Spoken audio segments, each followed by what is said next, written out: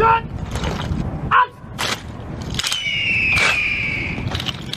People born by freedom won, yet held in precarious station. Set upon defense and sealed his will to guard and protect his new nation. So he resolved to find of all who would challenge his right to be free. With a swift-sailing vessel and 10 carriage guns to hunt the world's oceans and seas. Born to go into harm's way, for all ye hell or high waters be damned. No lightning, no thunder, nor hurricane hail can stand in the face of his wrath. Be beneath his enemies' feet, or like cloud where their gates cannot grow. The life and rise, every last man shall shake to the core of his soul. For Submerged Operation by OpSched 48 Tech 18, myself, serving as 1385 fathoms beneath the keel in checks with chart. I am verifying that my launch team is ready to disrupt the ship. I intend to support the ship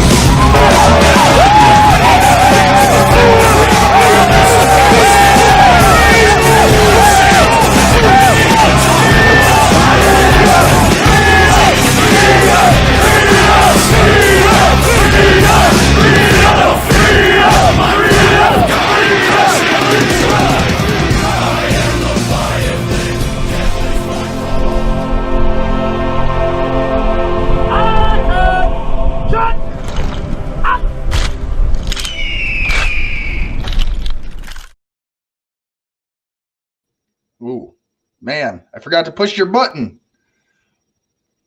Oh, you're muted too. You forgot to unmute yourself. Dang. Uh-oh. Wrong. Why are you using this one? You want me to turn this one off? You can watch on that one to see comments, but use this one. Mute that one, though. How's that? Yeah, mute that one. You can watch through that one, but use this. You see one. what sucks for me? Like, this is some of the weirdest shit I got to put up with, right? When you got shitty internet, look, this is what I've got to put up with. Marina's phone, which I was trying to use, is locked up. That's locked up. This one apparently is too bad for you guys, so it's not good on your end. So I got to use Marina's phone, and I have to look at this is what it's like living in the rural South and trying to run a fucking podcast. Yeah, right? that light. You want challenges? Gotta go too. I got challenges for you. Right? Try keeping up with the big boys while having these types of technological difficulties, but still finding a way to get it done. Right? I still think I have a pretty good support base given the issues I've got to fucking put up with. This is why I need to come to Arkansas and set it up with you in a way. This is why we need a studio in town. Well, if you had a studio in town, that's a whole nother subject, man. But for home broadcasting, like for example, who would let you go live with a light on behind you? Who does that? You want this one? It'd be on what, on your left? How about that? No, the one behind you, Cash, not in front Yeah, of I you. know. But I figured I could just drown that one out with this one, make it brighter. That's not how light works. Light rays don't fight. No. Light rays don't like duke it out for fucking space. No, the one behind you is going to interfere with the light in front of you. It's not hurting me. Is it hurting No, you? but you see that little corner light glare? That's what's caused. That's a light glare coming from behind you. The light glare? Lens. And the light is refracting. You mean I've got ever fucking so slight. I got first world rural podcaster problems. That is right? That's first world. I'm not saying anything too terribly. Look at my office, man. My office is a wreck. Look at this. I still got this stand with Trump. I think I'm going to auction this off, right? Because he signed that, and I've got the video of him signing that. I think I'm going to auction that off because I need money. It's got to be worth at least $15. You think? Man. With video of it actually being signed, $20 maybe starting bid. My buddy Shane Bouvet's been asking for this thing for fucking ages. I'd say it's at least starting bid at $20. Oh no, man! I'm going fucking 15 grand. Are you kidding me? 15. No matter what happens if Trump steps out of office or not, this guy will be in the record books. Man, this guy will be in the fucking record books for the rest of our lives and our children's lives and our children's children's lives, despite the fact that he might not retain this office.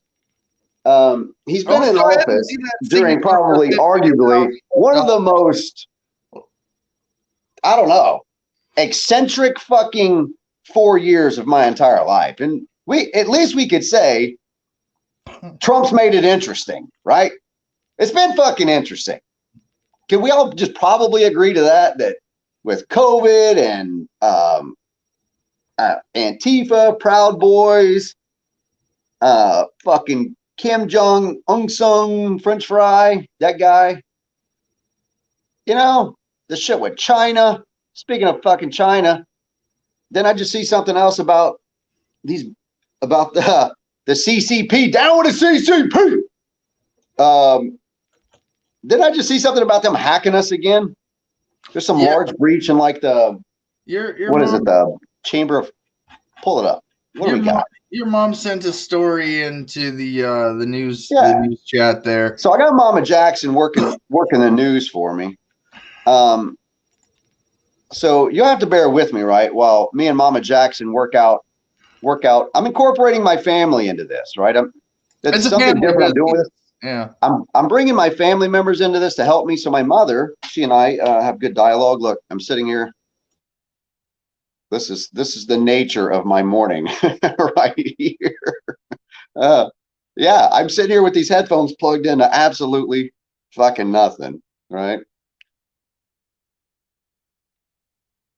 Jeez, Mama Jackson, where is Where's that article?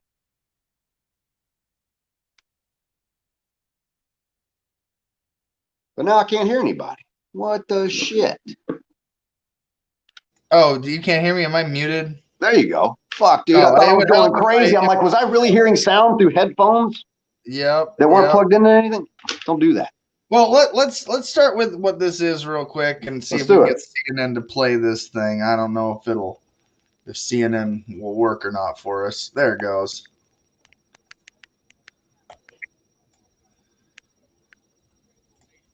Including the Departments of Homeland Here we go. Security.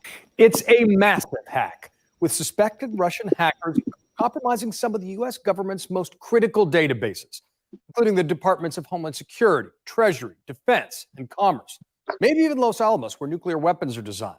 Well, the Washington Post this morning reports the State Department and the NIH were hacked as well. Look, we still don't know how big this could be, but make no mistake. This is not guy's just references about 21st size is century really warfare. disturbing. The Trump administration is not the first to have an attack on its watch, and it won't be the last. But it is the first, and hopefully the last, to have a president so easily played, so disastrously naive on the subject. Because remember, it was Disastrously naive. kept advocating the truly dumb idea of forming a, wait for it, joint cybersecurity unit with the Russians, just because Vladimir Putin kept suggesting it.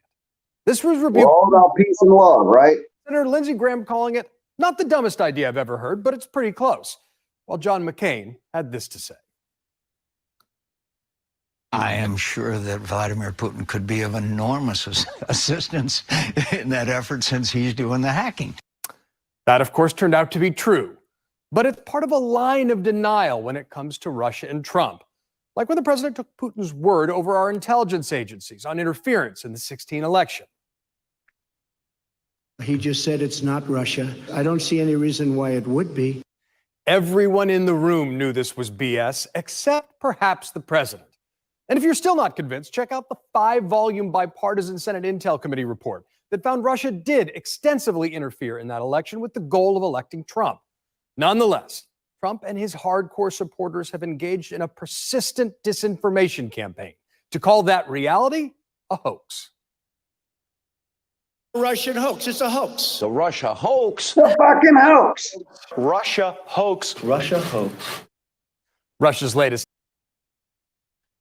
You know, something I've not yet figured out is why, again, us as working men and women in this world, why we're not really connecting across the globe together to go, you know, I really got no problem with you fellows over there in Russia. Honestly, I've never been to Russia.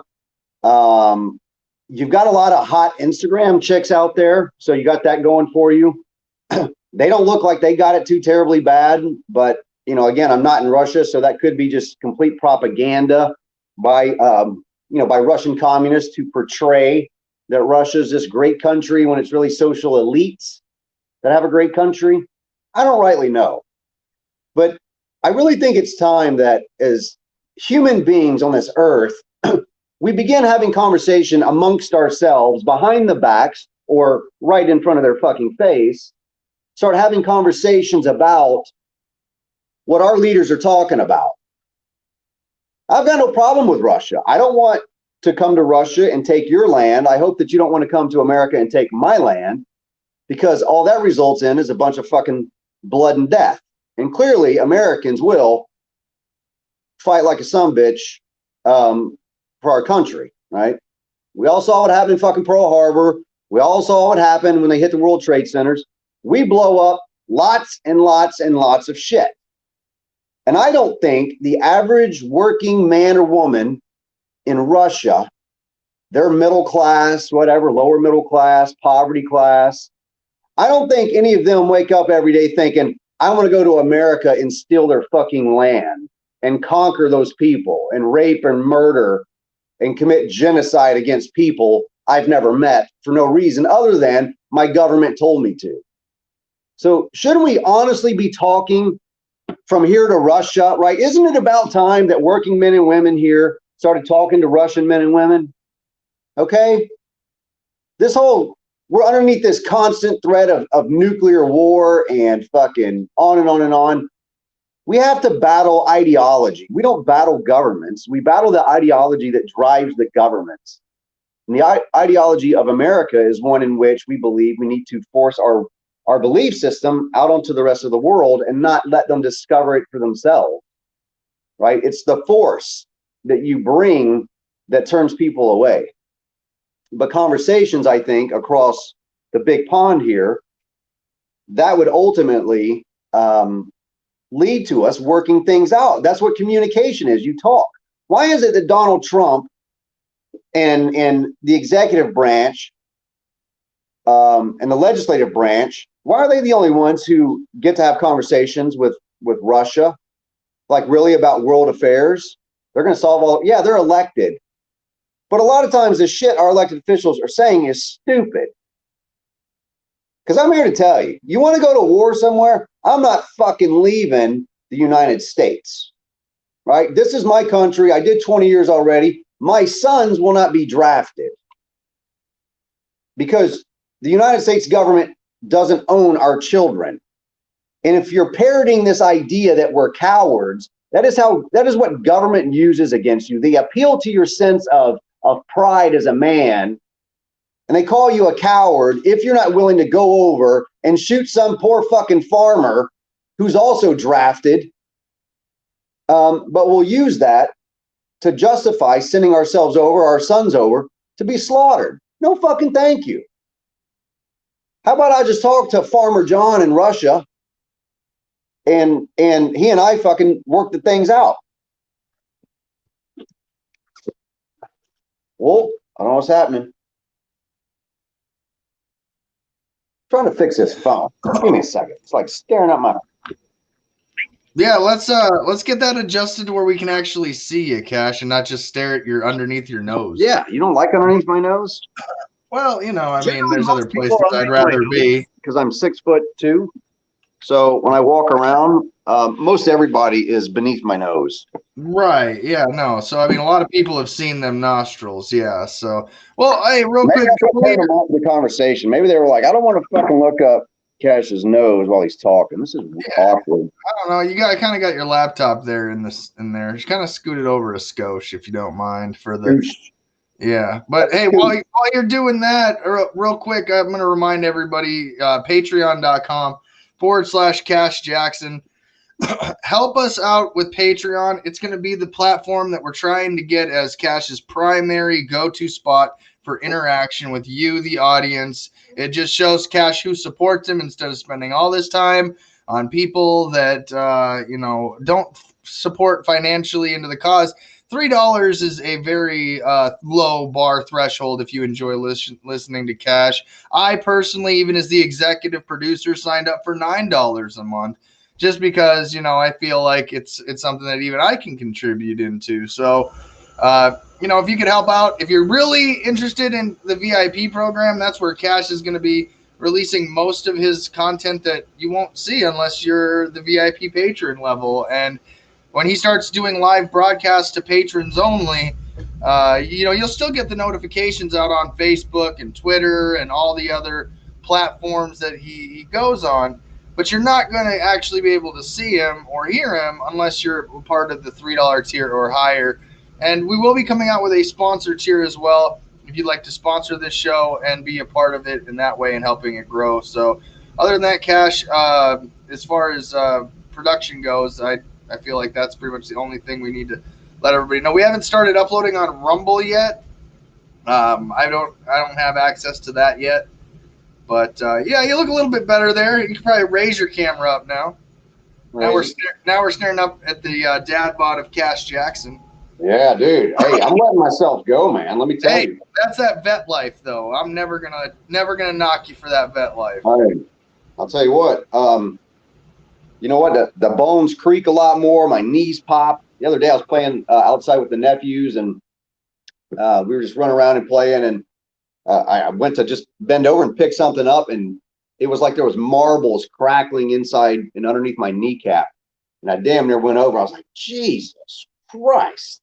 I just walked my ass back up the hill and sat down. So, yeah. people don't realize how much damage is done to a veteran's body because, you know, you look at the individual and you're like, yeah, well, he looks fine to me. Dude, the work days that you have in the military are unlike anything most people would ever endure, right? Ever. I mean, imagine going to work, okay, kissing your wife and kids. Fuck yeah. That's me, bro. And I'm going that direction right now. That's funny. But yeah, you kiss your wife and your kids and you head off to work. And you don't come back that night. Or the next night. Or the next night. Or the next night. Or the next night. You don't come back for months. You're at work 24 hours a day, 7 days a week, and your boss can come get you at any moment. Any moment. They can come wake you up and say, get your ass up, we got shit to do. Doesn't matter how much sleep you've had, does not matter. The average American would never endure for 20, 30, 40 years what the American service member endures. And it pisses me off that it's done underneath the guise of defending the Constitution. I respect their service tremendously. Still fucking have my uniform back here, right? But that doesn't mean that we can't have an educated, informed, thought-provoking conversation. And if you disagree with what I'm saying about our military, have a constructive debate and dialogue with me over it. Just like what we should be having with the Russians, the Chinese, the Koreans, North Koreans, Iranians. Now, some of them subscribe to such a deep-seated radical ideology, right? You have these extreme, they're extremists, right? Of all kinds. You've got fascist extremists. You've got communist extremists. You've got Muslim extremists, Christian extremists. Okay? But it doesn't hold true for all of them. And we have to begin to talk and have these conversations outside of our world leaders. Why can't we all connect as working men and women around the world? Why can't we? And help build around the world and build other communities. If our military was being used to, instead of blow shit up everywhere we go, I mean, if we're going to spend the money because bombs are really expensive, arguably we could spend the money or more of the money on building places. We do a lot of humanitarian efforts already as a nation, and our military is on the front lines of that. Oftentimes, they're the first ones to respond to disasters, to get in there and begin rendering aid. That's the type of stuff that builds a very strong military and good foreign relations, right? Building other countries and investing, if you're going to use the military. Now, this isn't the most libertarian argument, okay? Let's be honest, it's not. But if I had to meet Republicans and Democrats in the middle on this, on defense spending, I would say, okay, fine. What we should do is give the money back to the people, right? But if you won't do that, could we at least spend, I don't know, half of the budget building places? Because we train our military in all of these trades in plumbing and electrical, mechanical, welding, nuclear, water, mechanics, machinists, you name it. We have all of the trades you can imagine in the military. Media, journalists, we have our own broadcasters, we have our own news stations. They do it all. So why not utilize all of those efforts in a more positive way around the world? And do you think we'd have to deal with these issues like with China, right? I don't know. I don't think so. I think if we break down the ideology of communism, Marxism, socialism, fascism, and their precepts, what they truly mean and how they affect the economy and our daily living and what government can do. I think there's one more article, CJ, I wanted you to bring up. Mama Jackson found about China, I think, is going to order or suggesting flight attendants wear diapers. I wanted to know what that was about. So check this out. Now, this is fucking China, right? Now, go back up to the top. What was the recommends?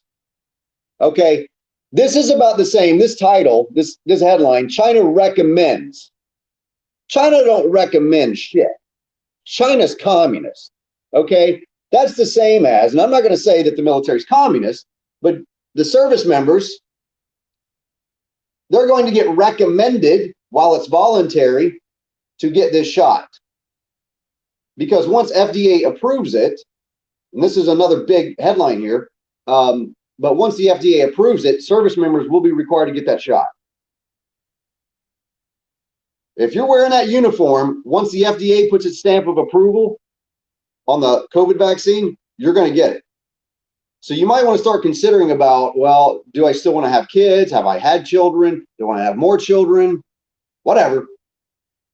And the potential that this vaccination could have on your reproductive health. Men, talking to you men, right? Your reproductive health is just as important as a woman's, and that's never discussed. We don't talk about men's issues, and we should talk more about men's issues. And I like talking about men's issues because I'm a fucking man. And as China recommends its flight attendants wear diapers, and I guess we can get into the meat and potatoes of that article to find out. Let's find out why. Let's find out why China, the government, is recommending diapers for flight attendants. Let's see here.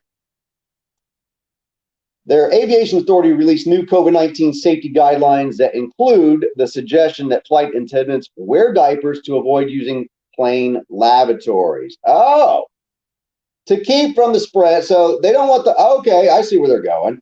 They want the flight attendants to not have any type of physical contact with where all the people on the plane are going. Wow. So they're suggesting that they wear diapers. Now that means, right, that's already somebody's pointing a pistol at them. We recommend, this is roughly the equivalent of whenever I stood in court and I got my final judgment. This is the same thing. We recommend you do what we say is in your best interest. They're pointing a fucking pistol at you, okay? I don't have a pistol. What do I got? There we go. When China recommends something, this is how fucking the CCP recommends shit, right? I keep going on my computer because I'm on both screens here. I forget I'm on the phone. This is how the CCP recommends flight attendants wear diapers. It's the same way, this is the same way the judicial system recommends you sign that final judgment, that parenting agreement. You either fucking sign it, sir, or I got men with guns, really big guns, and they have like battle rays and will fucking zap your brains if you don't sign this completely lopsided judgment / parenting plan, parenting agreement, right? It was done to you because that's what they did to me. Ronald Bell, that piece of shit up there.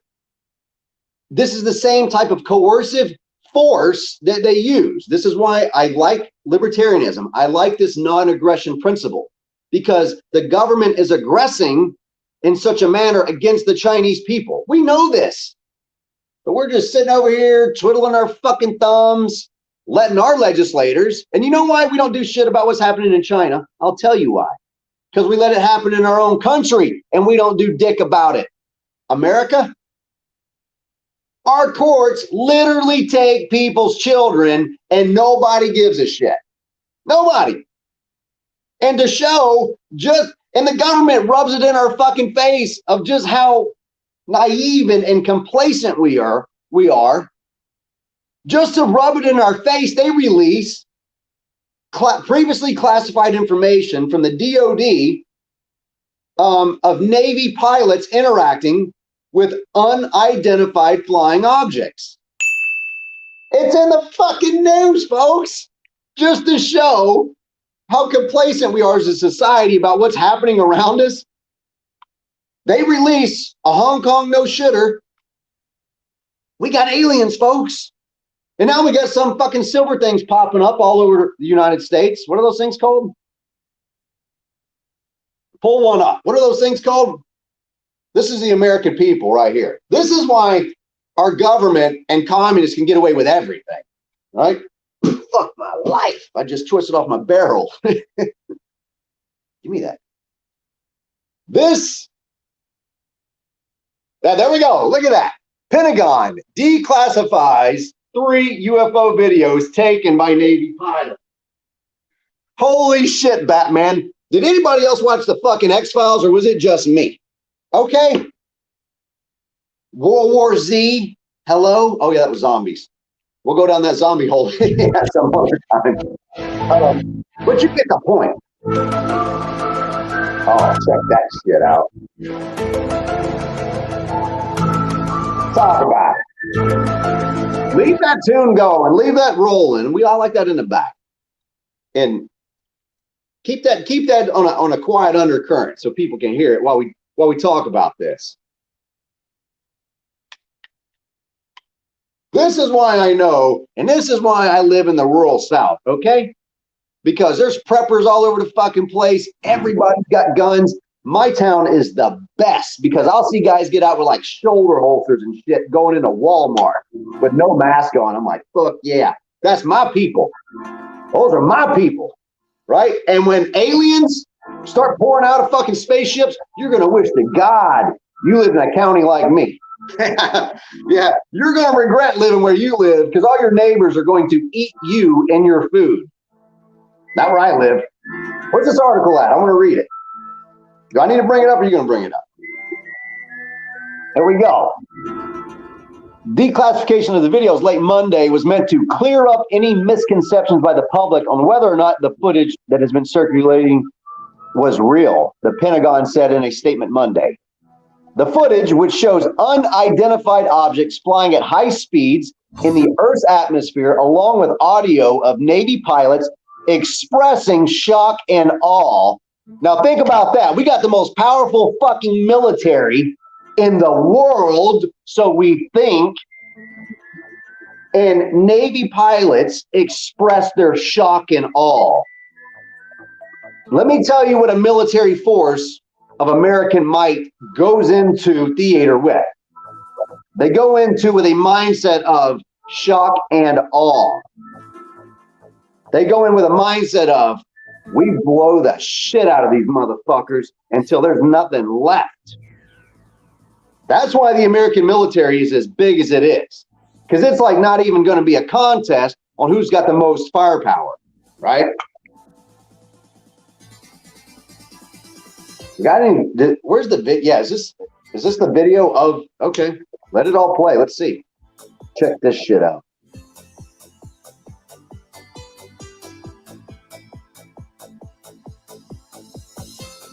Come on, man! What is that thing?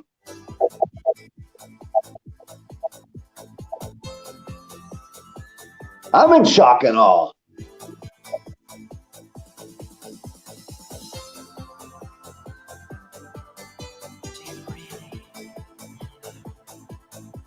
We need to get some of our aviation. I need some of my Navy folk to reach out. Give me some of my Navy folk. I want to talk to a Navy pilot. Somebody I know knows a Navy pilot. I know too many people. Somebody get me a Navy pilot. I want to talk about this. I want to find out what the their community thinks about this. Now think about that for a second. Pentagon drops out some information. Hey, folks, we got UFOs. So says our Navy pilots. Is it more fear-mongering? Could the government have developed that and designed that themselves and created it? Of course they could. The military is quite innovative. I did a number of years of research and development for the Navy. I know how innovative they can be. at least in some aspects. Yep, James McGray, they knew UFOs were out there. They knew they were out there. And that's why Trump's building a space force, folks. Boom. And this is the future right here. We're going to have some crazy ray blasters for these aliens, right? Like 3 barrels for their 3 draconian dragon heads. And the American people don't give a shit that there's aliens, potentially, according to the Pentagon.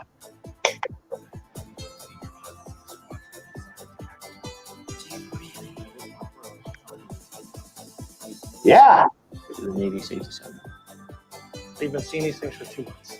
Multiple people have seen them. Multiple people. Maybe COVID-19 was placed here by aliens, and communists are actually from fucking outer space. No investigation. And they're here to manipulate human beings into destroying themselves with absolutely asinine domestic policy used under threat of force or with physical force. Maybe communists are actually aliens. Maybe that's what it is. Maybe that's why Trump's building a space force. Maybe Putin is like, maybe he's like a brigadier general for some alien army, right? And he's here to conquer the world. Him and what's old Doofus's name over there in China? No, you know, what's his fucking name?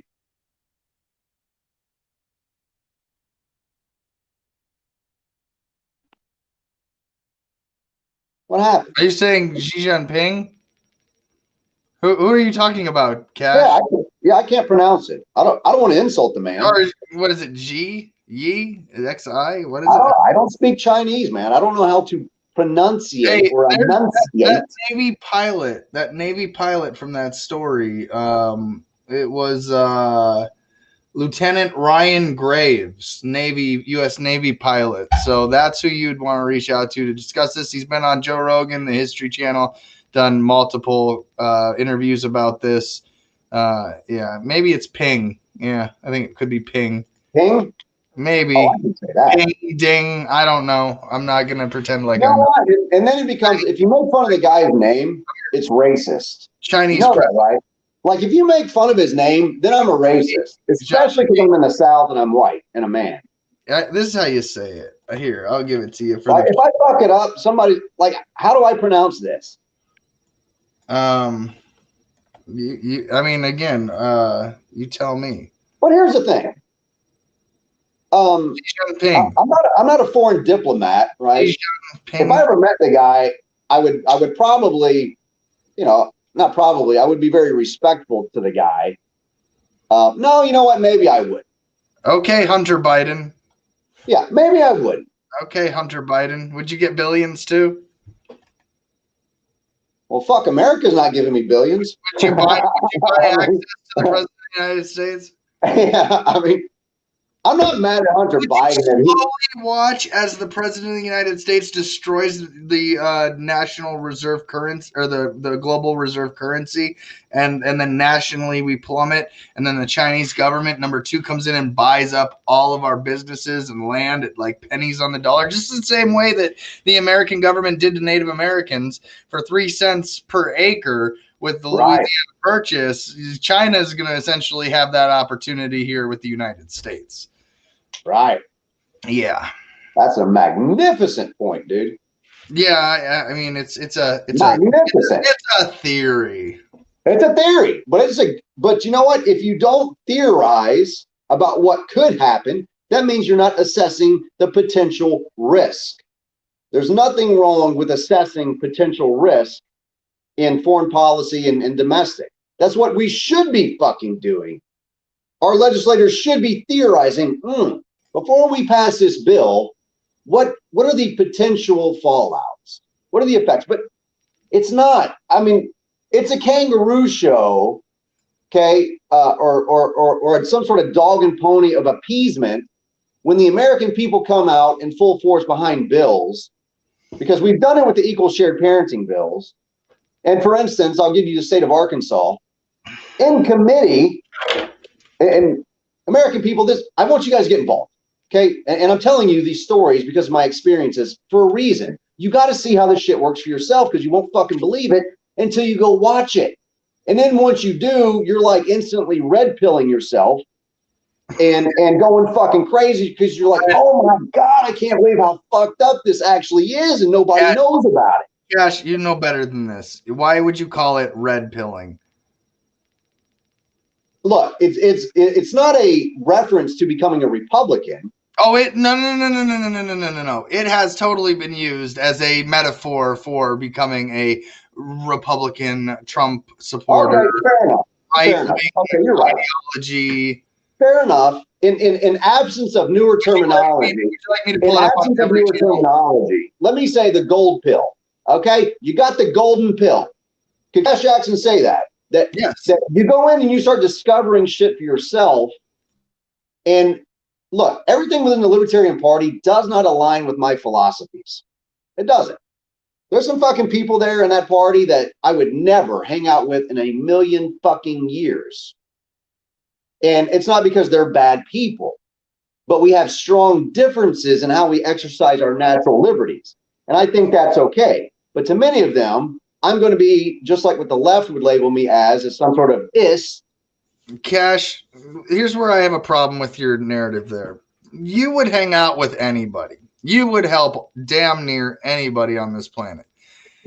So don't tell me you wouldn't hang out with, for an evening, some crazy libertarians or... No, I would. No. I mean like on a regular routine, like friendship. Like I'm not going to build a close rapport with people with really radical, different lifestyles. Right. Yes. No. Radical in the sense that you don't wake up and do the same things. You don't even share the same ideologies, really. Right. Well, and vice versa.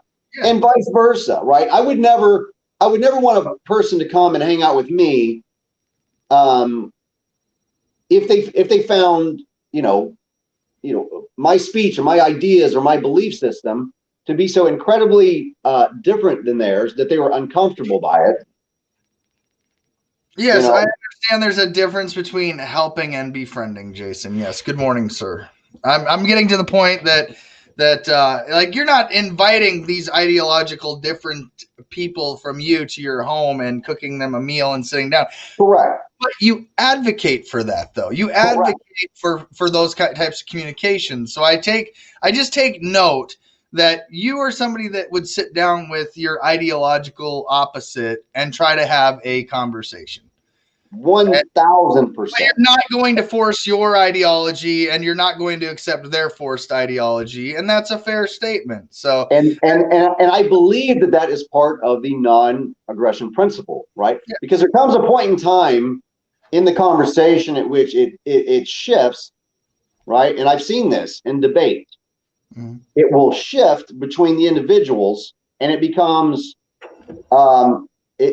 apparent that now there is an aggressive body posture and body language and stance. And I believe then you're beginning to border into, maybe unintentionally, being an aggressor, right? Because if you take such a body language and a posture towards a person in a heated conversation or debate, that could be, taken as some sort of a, of a threat. Right? That you're posturing up, you're getting ready to fight because they're so mad.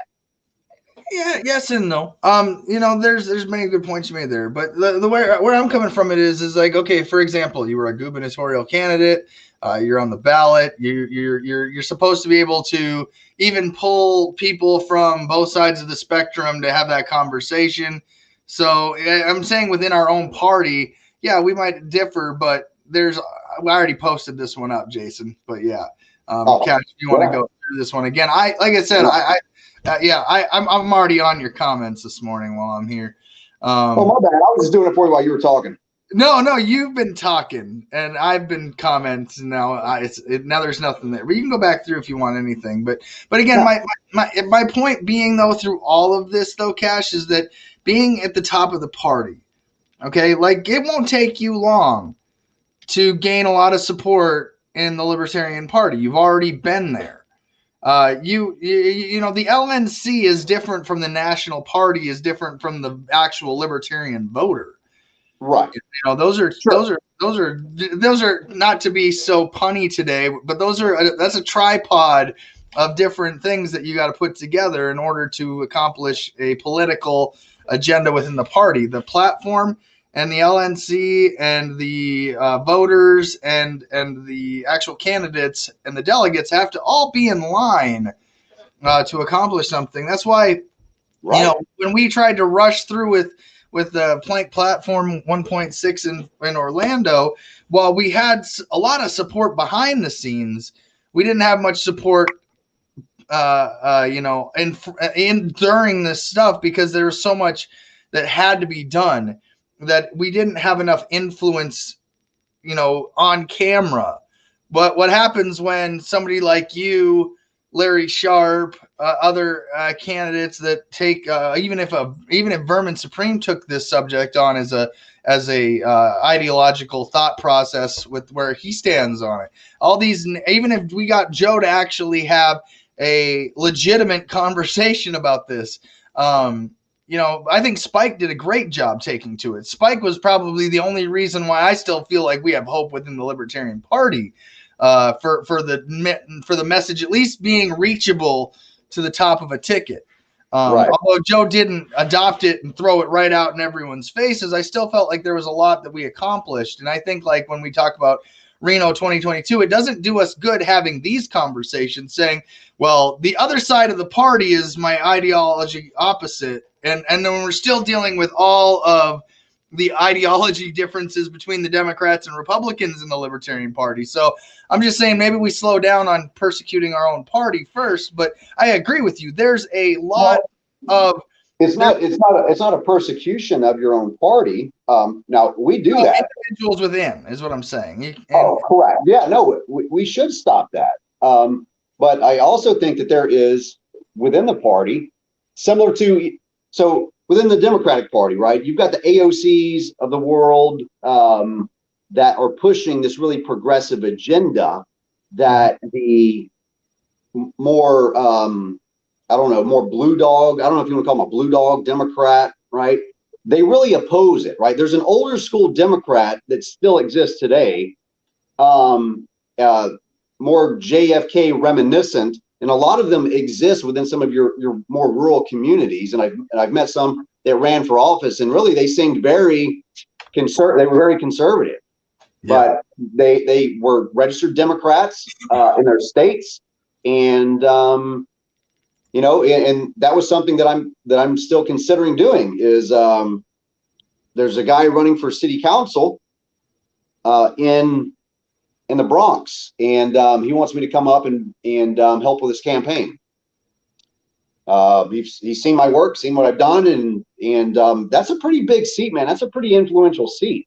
And if the guy will talk about family law, if he'll talk about and take more of a liberty approach and solutions, right? I'm not saying don't be a Democrat, but be a Democrat with liberty-minded solutions. Okay, well, would that be fair to say that if I could go and help on a Democratic campaign, and people I know will want to frickin', you know, hang me up by my bootstraps for this. But wouldn't it be fucking awesome if libertarians were working on these campaigns and Republican and Democrat and helping them to change their messaging style and helping them to realize there are more liberty-minded solutions? What if we had more people helping on campaigns that would do that? Man, I don't know. I mean, like, okay, so hear me out. Okay, so to the people in the party that are libertarian purists, you had to have been born a second-generation libertarian from the moment you can pick a president. Right. Like, right. They woke up woke. They woke up woke. They were born woke. Like, they woke. They inherited wokeness. Okay, to those they're woke squared. yeah, right. Like they didn't have to learn any of these fucking hard experiences or make any mistakes or get put through the ringer. They didn't have to do any of that. They just woke up and they were liberty motherfuckers. Right? They were just to the core. They didn't meet their first statist until they were 10 years old. Oh no, bullshit. And in kindergarten, right? It's nap time. Everybody's telling little Johnny Rottencrotch lay down, take a nap. Fuck you, statist. Yeah. Fuck you, statist. Your goddamn mandatory nap schedule. Right. My body, my choice. No nap for little Johnny Rottencrotch. What's up with everybody getting 1 milk and 3 cookies? This is communism. Fucking socialist. I know my mother pays more taxes. I know my dad does. He's a banker. He's part of the PTA. We donate to I get more cookies. I get a bigger slice of the pie. Yeah, it would. Yeah. Jason says it'd be great if libertarians would stop caucuses with the insane Democrat Party. Now listen, this is where again I take issue, and let me get to my point. To the birthers libertarians, the ones who are like, I've been libertarian since day one. You have only a finite amount of people in this country. And as we've already politically seen, they are divided. The majority are divided. And now here's the thing. We are the extreme minority. The ones that voted Joe Jorgensen in 2020 are the extreme political minority in this country. Right. At least, what was it, 80,000? Well, okay, let's assume the alleged vote totals are accurate. And there's over 170 million votes, or whatever the total is. I don't, let's say all of them are right. Like, those are legitimate numbers, which again, doubtful that they are. But my point being that we're only like 1.8 million votes. If you believe the totals, which I don't believe the totals. No, I don't believe them at all. But again, my point being that either we are perceived to be in a super minority, or because again, what are they going to do if it really came out where like 20% of the population voted libertarian and they got to cover that up? Like, we need to get some other people on the line, CJ. I need to get some people. I've been leaving the call-in line one up. Okay, so again, you guys, starting, we're only at number 5 here. I know Cash has been going live outside of Monday, Wednesday, Friday, and I encourage him to. But the thing is like you got to click in, participate, be a caller, and help join this. This is a audio first podcast, visual second. We'll get better with the visuals as we go. Hey, one thing, switching kind of gears, and I got to keep you kind of on a schedule here this morning so we can cover all our bases, is you wanted to talk about the Drunken Disorderly podcast. And real quick, I did. Also, thank you to Mike for joining our Patreon and doing that there. We definitely appreciate having good people in our chat. So patreon.com/Jackson. Look, and we have to acknowledge the people that are helping us. There's some great people, and I really have to go down the line. I'm not going to say their names if they don't want me to. Say their first name legally. Just say their first name, and that's all you could. You wouldn't be doxed. Oh, got you. Okay. Releasing information that isn't, Okay. Thank you. Yeah, perfect. Well, like with Mike, you can only see up your nose still. By the way, shut up. Nobody's going to die here from seeing up my nose. Really? What do you want me to do with it? Okay. I'm gonna. Well, you were playing with a tripod. Maybe put your phone on the tripod. It's a son of a bitch because this phone is so fucking fat, and I feel like I'm gonna break it. It's plastic. And I'm like, I don't want to break it trying to put this phone in it. And when I know I could put. You got to use your gentle hands, your Navy hands. It's not being gentle. It's because you have to spread this to the maximum extent. Like just what the military did to us, right? It made us spread to the maximum extent as it rammed its bullshit. This podcast is not for children. I think they should have discovered that by now. So yeah, you would hope. I imagine there's going to be that one person who's like, my kids watched this and it's so appalling.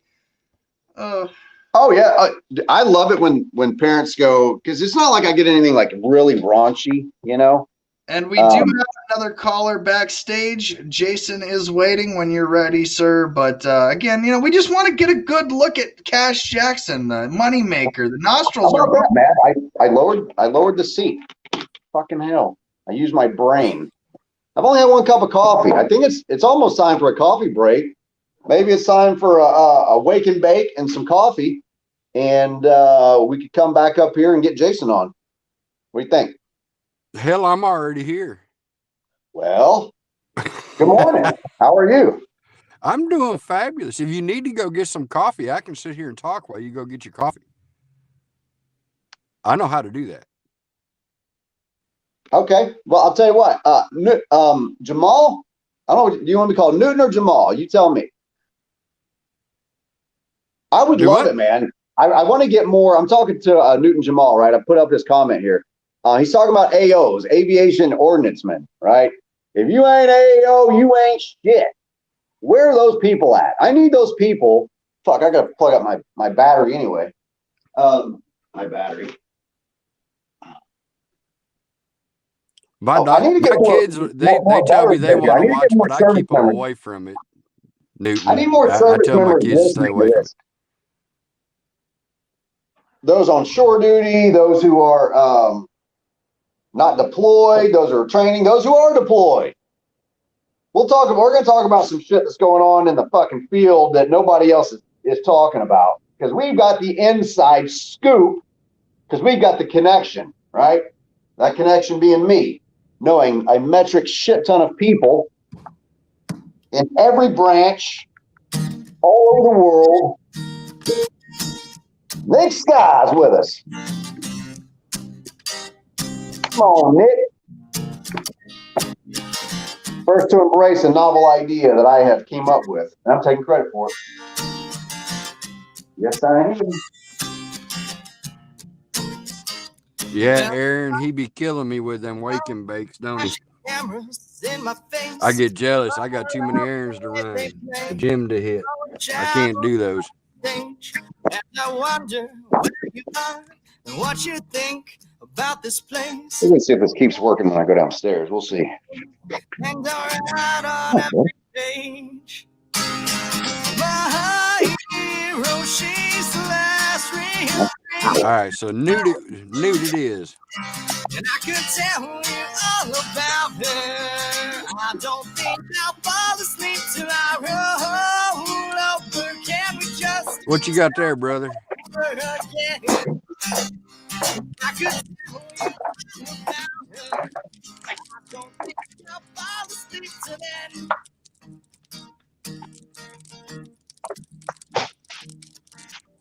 Go ahead and ask again there, Jay. Oh, I saw a tree.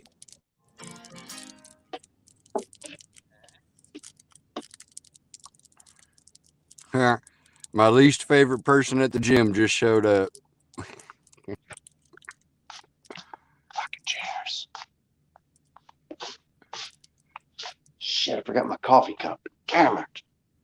It's like the only lowly Biden supporter in the entire town of McAllister just happens to go to the same gym I go to. It's hilarious.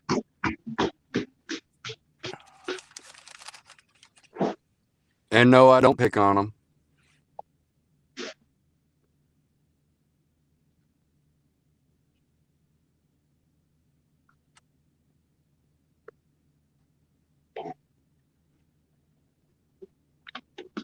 Like, Cash, do you know that we're still here? Like, you still hear us, or you don't hear us? I don't know if he hears us, Jason. I can hear you. He does. Yeah, I can hear you. Yeah, I know you can see me. Oh, he just been egging me. Yeah, he's just been egging you. Yeah. Who those? Deadbeat dad earned those. See? Yeah, well, me and you get together, bring your challenge coins. Yeah, I need to get some. Looks like a domestic terrorist right there, man. What do you think, Jason? Oh, yeah, that's such a terrorist. Yep. Such a terrorist. Of course, that's the new thing anymore. Yeah, people like me are now the new ISIS, I guess, because I like my American flag and I fly it. Come here. I'll come say hi. Hey. Tell him hi. Man, your house is just like mine. You wasn't lying. Dogs everywhere. Oh, and a cat. That's Grim. Say hi, Touch. Come on. You want to go outside? Come on. There's the other one. We don't have a lot of time. We're getting a tour, huh? They got to do it. They got to do a.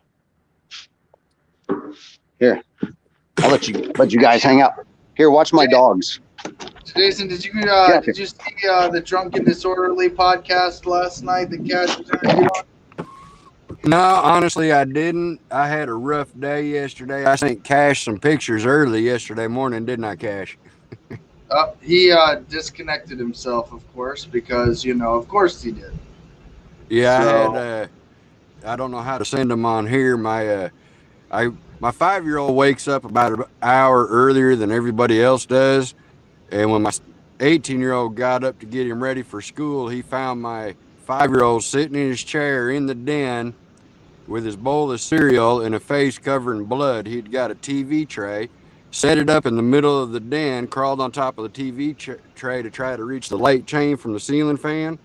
The tray collapsed and he hit his head on the TV stand, but didn't scream or cry to wake anybody up or nothing. He just sat there rubbing blood all over his face like an old school wrestler and eating his bowl of cereal. Sounds like a boy. Yeah, but that's what I woke up to, and I have a real rough time with bloodied kids anymore. So Yeah. that kind of sent me into a bad place, and we wound up going to the emergency room, which we had to go to Muskogee instead of McAllister because it's a better hospital. So that was a 50-mile drive, and by the time we got home, I was spent emotionally and just a wreck. But yeah, I sent those pictures to Cash. I was like, "This has been my morning." Yeah, there's a Telegram channel for this podcast, so you can also share and upload stuff there if you wanted to share it with Cash. It's a great way to do that. And if you're using like Facebook Messenger and all that, there's limits to what you can send, but Telegram you can send like gigabytes of data. So Yeah.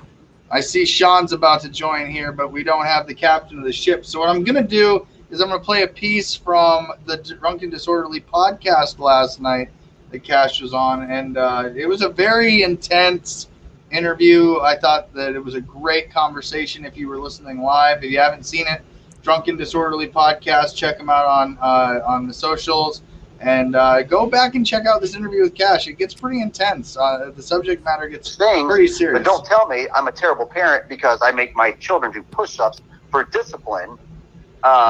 Meanwhile, you're standing on the Constitution in front of me. You're openly violating my due process right, that of my children, and nobody's batting an eyelash around this. And Alex Jones and Kelly Jones, their court case, was in the headlines, as has been like Brad Pitts and other these celebrities. I want to know when those fucking people are going to start coming out and going, "Hey, you know what? I don't think I should pay $20 million for a divorce and custody proceeding." I mean, how can some people get away with like, I don't know, $200, and then it costs somebody else $20 million? It's not the assets, and it's not because they have a lot of the assets. It's precisely because they have money that they draw out the litigation on them, Right. just like they were doing with Alex and Kelly. Right. This is the system that is abusing people, continuously abusing people. And look, there's a huge difference between having your kids do push-ups as punishment as the kid of a former Army drill sergeant. I'm going to throw that out there because he cut the grass with scissors, right? There's a big difference there between that and having your kid do push-ups till they die, right? And we've seen that in foster homes. So let's talk about how many kids die in foster homes. Whoa, leave us foster homes alone now. From their parents' house because maybe dad smoked some pot, but you're going to put them in a foster home where they're going to get raped, molested, stabbed, killed, robbed. I saw a statistic about 88% of children that are trafficked come out of foster care. That would not shock me. Doesn't surprise me at all. 88%. Doesn't surprise me at all. The kids get lost.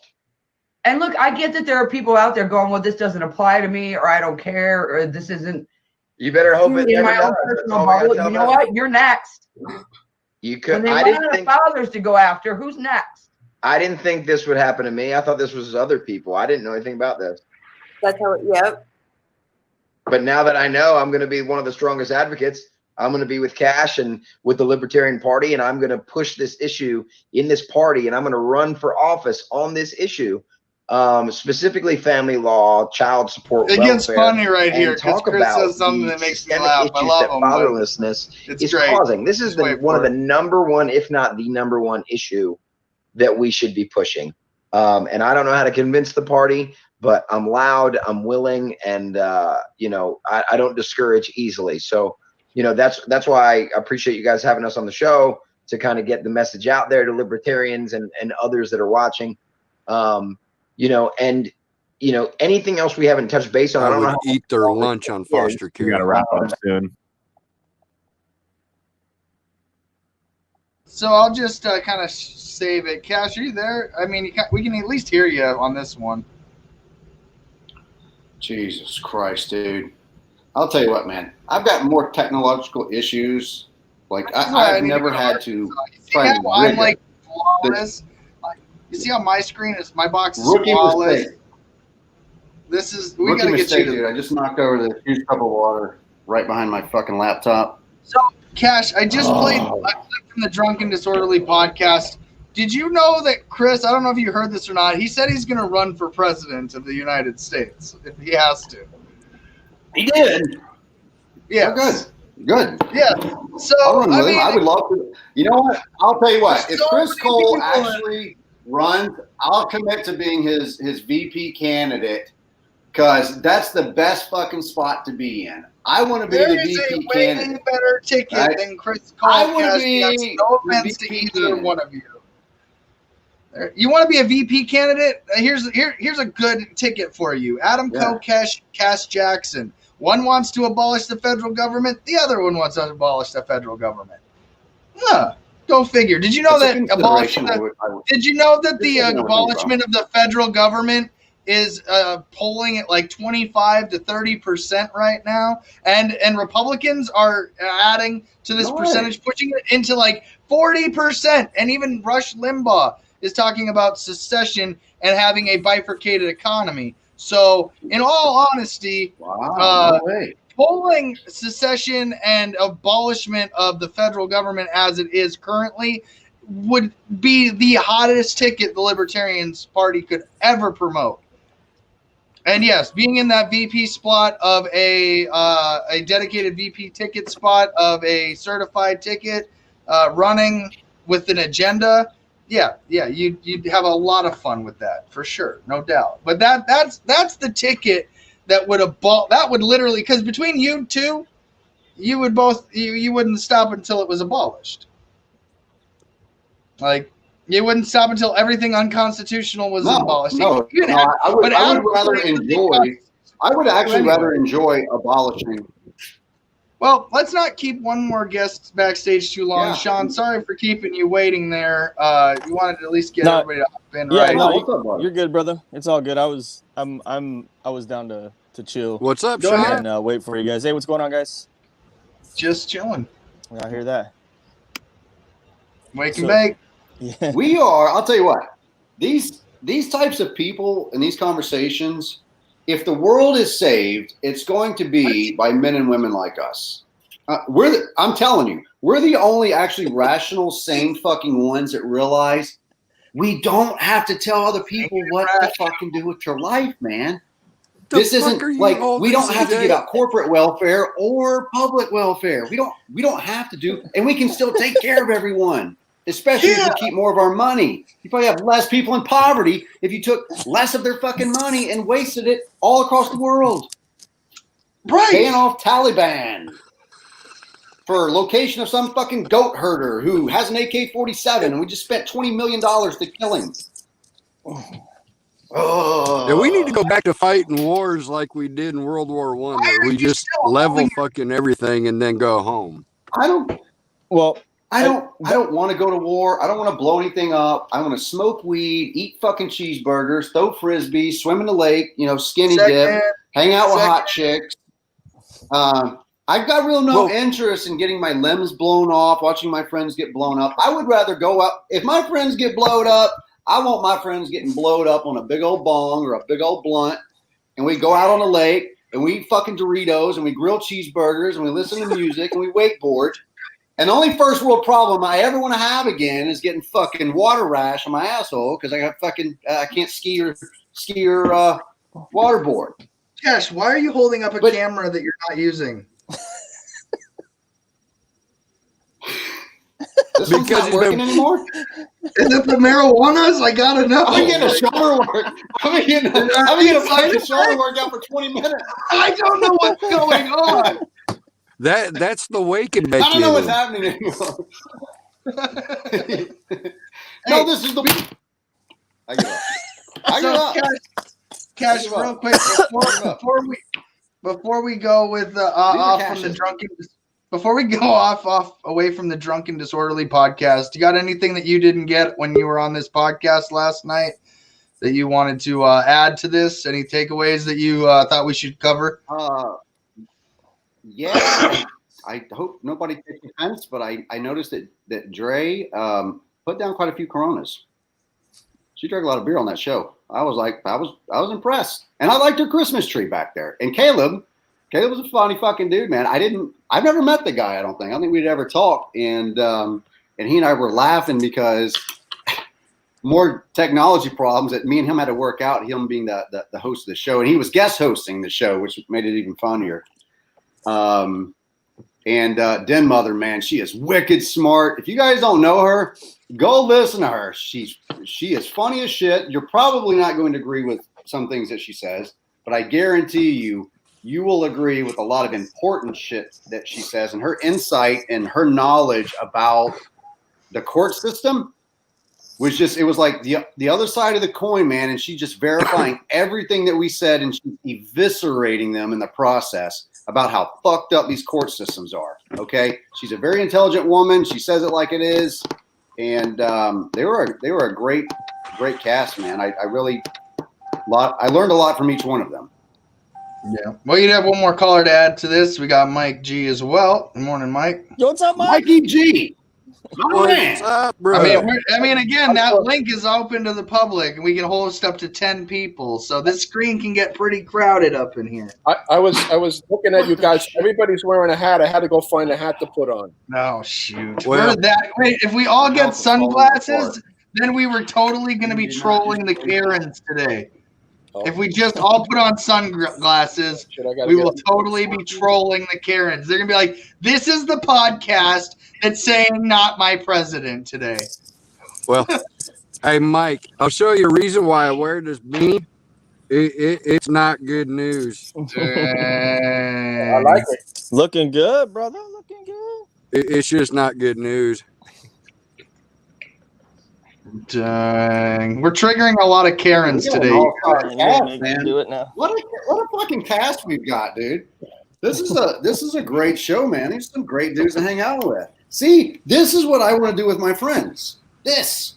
Why can't we do this across the globe and go, hey, Russia guy, I don't want to blow up any of your people. In fact, I want to meet some of those hot Instagram chicks as long as nobody kills me for doing it.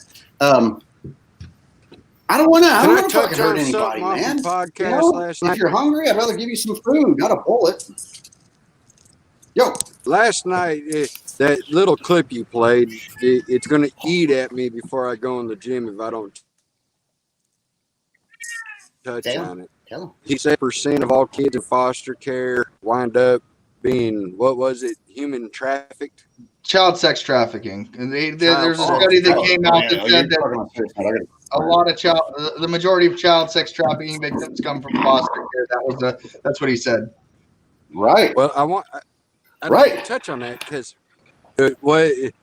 most of you don't know. Cash knows this. My 5-year-old, he's actually adopted. I ran a foster home for a little over a year. I wound up quitting after the last kid because don't get me wrong, the system is fucked. But I'm going to tell you how those kids wind up getting trafficked, and it's going to break your heart. My 5-year-old, we got him when he was 3. We adopted him a year later.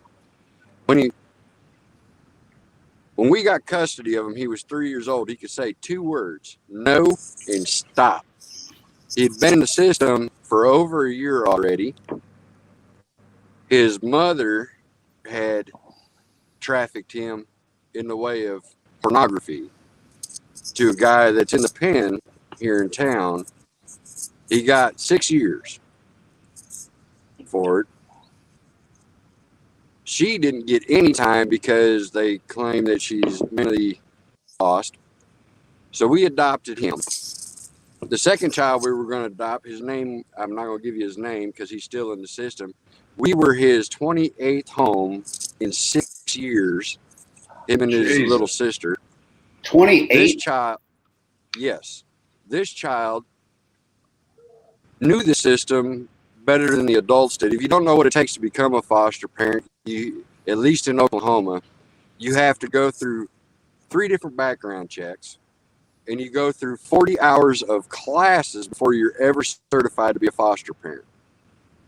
One thing, and people don't understand, you are not allowed to discipline in any way, shape, or form these children. You're not allowed to yell at them. You're not allowed to put them in timeout. The only thing you can do is call their case manager. So I almost keep saying his name. We called him Junior. So the case manager is the parent, not you. The case manager is the parent. Basically, you provide a roof and food over their head. You're a babysitter. This young man ran away on us 5 times. 5 times. All we could do. So basically, there's no parent. No, there's no parent. All you could do was call the case manager, who would call the sheriff's department. They would go pick him up. They would bring him home. This young man is now in a group home. But when those kids run away, if the sheriff's department don't find them, guess what? That kid's just out there. Yeah. He runs back to his They're on the parents streets. that sexually abused him, was pimping them out. Yeah. You know what? And then who gets the blame for it? The foster parents. So I got out of the system. So those studies, Fair enough, yeah. they're fucked. So they kind of ate at me. Well, 85% of these kids that are being sexually trafficked are coming out of foster home. Those kids are runaways. It's no different than your I don't think that they're necessarily blaming. Hold on, they're blaming the system. Yeah. They're not necessarily blaming. They're not necessarily blaming the foster parents, because I know some wonderful, wonderful foster parents, and so when they say that, they're talking about the system, because there are too many who end up being able to foster children that never should have set foot anywhere near them, and there was plenty of evidence that said that. That the evidence was, I mean, people with really bad criminal convictions, living with pedophiles, and the state turns a blind eye to it. The state is completely mismanaging this, and I believe it's done intentionally, because I think that there are a lot more people involved in human trafficking than what we realize. As men in this country, especially any veterans here, we've really got an obligation, I believe, to get our heads out of our asses and start talking and realizing this isn't happenstance, and these aren't isolated cases. All this bullshit with Anthony Weiner and these fucking, these underground molestation, child trafficking rings, that shit's real. Right. And the American government is contributing to that significantly with their federal dollars, which incentivizes the states to push out the protector, provider, the dad. It makes the mother vulnerable to CPS when CPS shows up with an anonymous phone call of neglect, and they show up with police in tow. The police standing there is exactly the thinly veiled threat of coercion that if you don't turn those kids over to that state worker, you could have the tiniest, meekest little state worker there. But when she's got 2 or 3 police officers standing behind her with fucking guns on them, looking down at you, at that single mom with those kids, they're saying, if you don't give us this child or those children, right, this could get bad for you. This could get real bad. And they pressure those moms into relinquishing their rights and giving these kids over. That's how those kids end up in being trafficked that way. And that's why, of course, the child's then traumatized. And then once they're traumatized, here comes the more money. Because as a traumatized child, you got to do what? You got to fucking medicate them, right? They got to drug them. They have to medicate them. When they start putting them on drugs, now they're special needs. That's more federal dollars. Libertarians should hate this shit. We should despise the way this fucking system operates. But we don't despise it because we don't understand it. Once you understand this shit, you'll fucking despise it and see how fucked up it is. Yeah, the medicating, this over medication of not just kids, of society in general, has gotten insane. Everything's a mental disorder. Everything has something to do with someone's mental something. Someone goes and robs a fucking bank and shoots somebody. They're out of, before any investigation is done, well, they were mentally ill. No, motherfucker, they're just a criminal. We've gotten so far. Everything has something to do with a mental disease, and there's some sort of fucking pill for it. I remember when Cash, you were kids. Can I point out something? Even Michael, when we were kids, we were hyper. Remember that? We were just hyper in class. You always had that one or two kids that were hyper. Yeah, we're boys. We were fucking bored. We weren't. No, most of us. We wanted to work with our hands. I think he wants me to read auto shopper or some shit, and we did great. You put us in math class or science class, and it was all over but the crying. Yeah. Now they want to medicate everybody. Let me read this. Hold on. Jason, hold on. Let me read this. Sex traffickers target children in foster care and group homes. You're seeing it right here. Now, what's the source here? What's the website that we're on right now, CJ? He's doing some screen sharing. Tell us what we need to see. What is this website? Okay, Children's Rights, Protecting Kids, Providing Hope. All right. I don't know anything about them, right? You need to verify that, but they're echoing. Childrensrights.org. .org. Okay. Right. They're probably some sort of a nonprofit. Childrensrights.org. Yes. They're probably some sort of a nonprofit. And it's a fact sheet. Right. So they take us, especially those of us in the veteran community, right? We are targets for these courts because we are masculine men. A lot of us, right? The majority of us are masculine men. We've been in the military. We know how to assert ourselves. We know how to, think provocatively about what you're telling us and considering, is that truly in the best interest of our kids? Because just like being in the military, when one of our leaders tells us to do something, we consider, is that in the best interest of me, my fellow service member, this command, and our mission? And it's not. And our mission here should be ensuring our children are set up for success. But we can't do that as long as we don't recognize and talk about the federal incentives that exist, that people like Representative Tom Cotton out of Arkansas is pushing, increasing child support. What people heard was, here's what Tom Cotton fucking said, right? And what people didn't catch. He goes up there and white knights himself to single mothers to the left and whatever lobbyist stuffed wads of cash down his fucking tiny dick pants. Here's what Tom Cotton actually said. He said, I want to take more federal dollars. I want to give those federal dollars to the state. In doing so, I am incentivizing growth in government in my state. So as a senator in the state of Arkansas, this Republican, i.e. Small government, that they lie. This is where you catch them in their fucking lie. These federal dollars will rapidly expand power and control over the state, over you and your children, because once they expand these federal dollars and the government begins to explode and incentivize even more, what they are therein doing is they're incentivizing more of the single parent conflict that's ensuing, incentivizing that. And then that allows the state to exercise parens patria. That is the Latin phrase for they're going to be the supreme parent, and the state is acting on the child's best interest. That's where that comes in. But it's only, if you go and you read that, what parens patria, the Latin phrase actually is, if applied correctly, it wouldn't be nearly as bad. Okay. Now, I'm not agreeing with it at all, because the state should never, ever operate as a supreme parent unless that child is in imminent harm or danger. And the state has the burden of proof. They're not fucking doing that. And that's what's creating these massive trafficking rings. So, Cash, that's why, again, this is a nonprofit. It is a fact sheet, and I thought it was relevant to bring into this conversation. So, wherever you leave off, I'd highly recommend going through these, bringing it up as a fact of matter that, when you talk about one more time, though. What's that? Well, see again, 74. Highlight that one more time.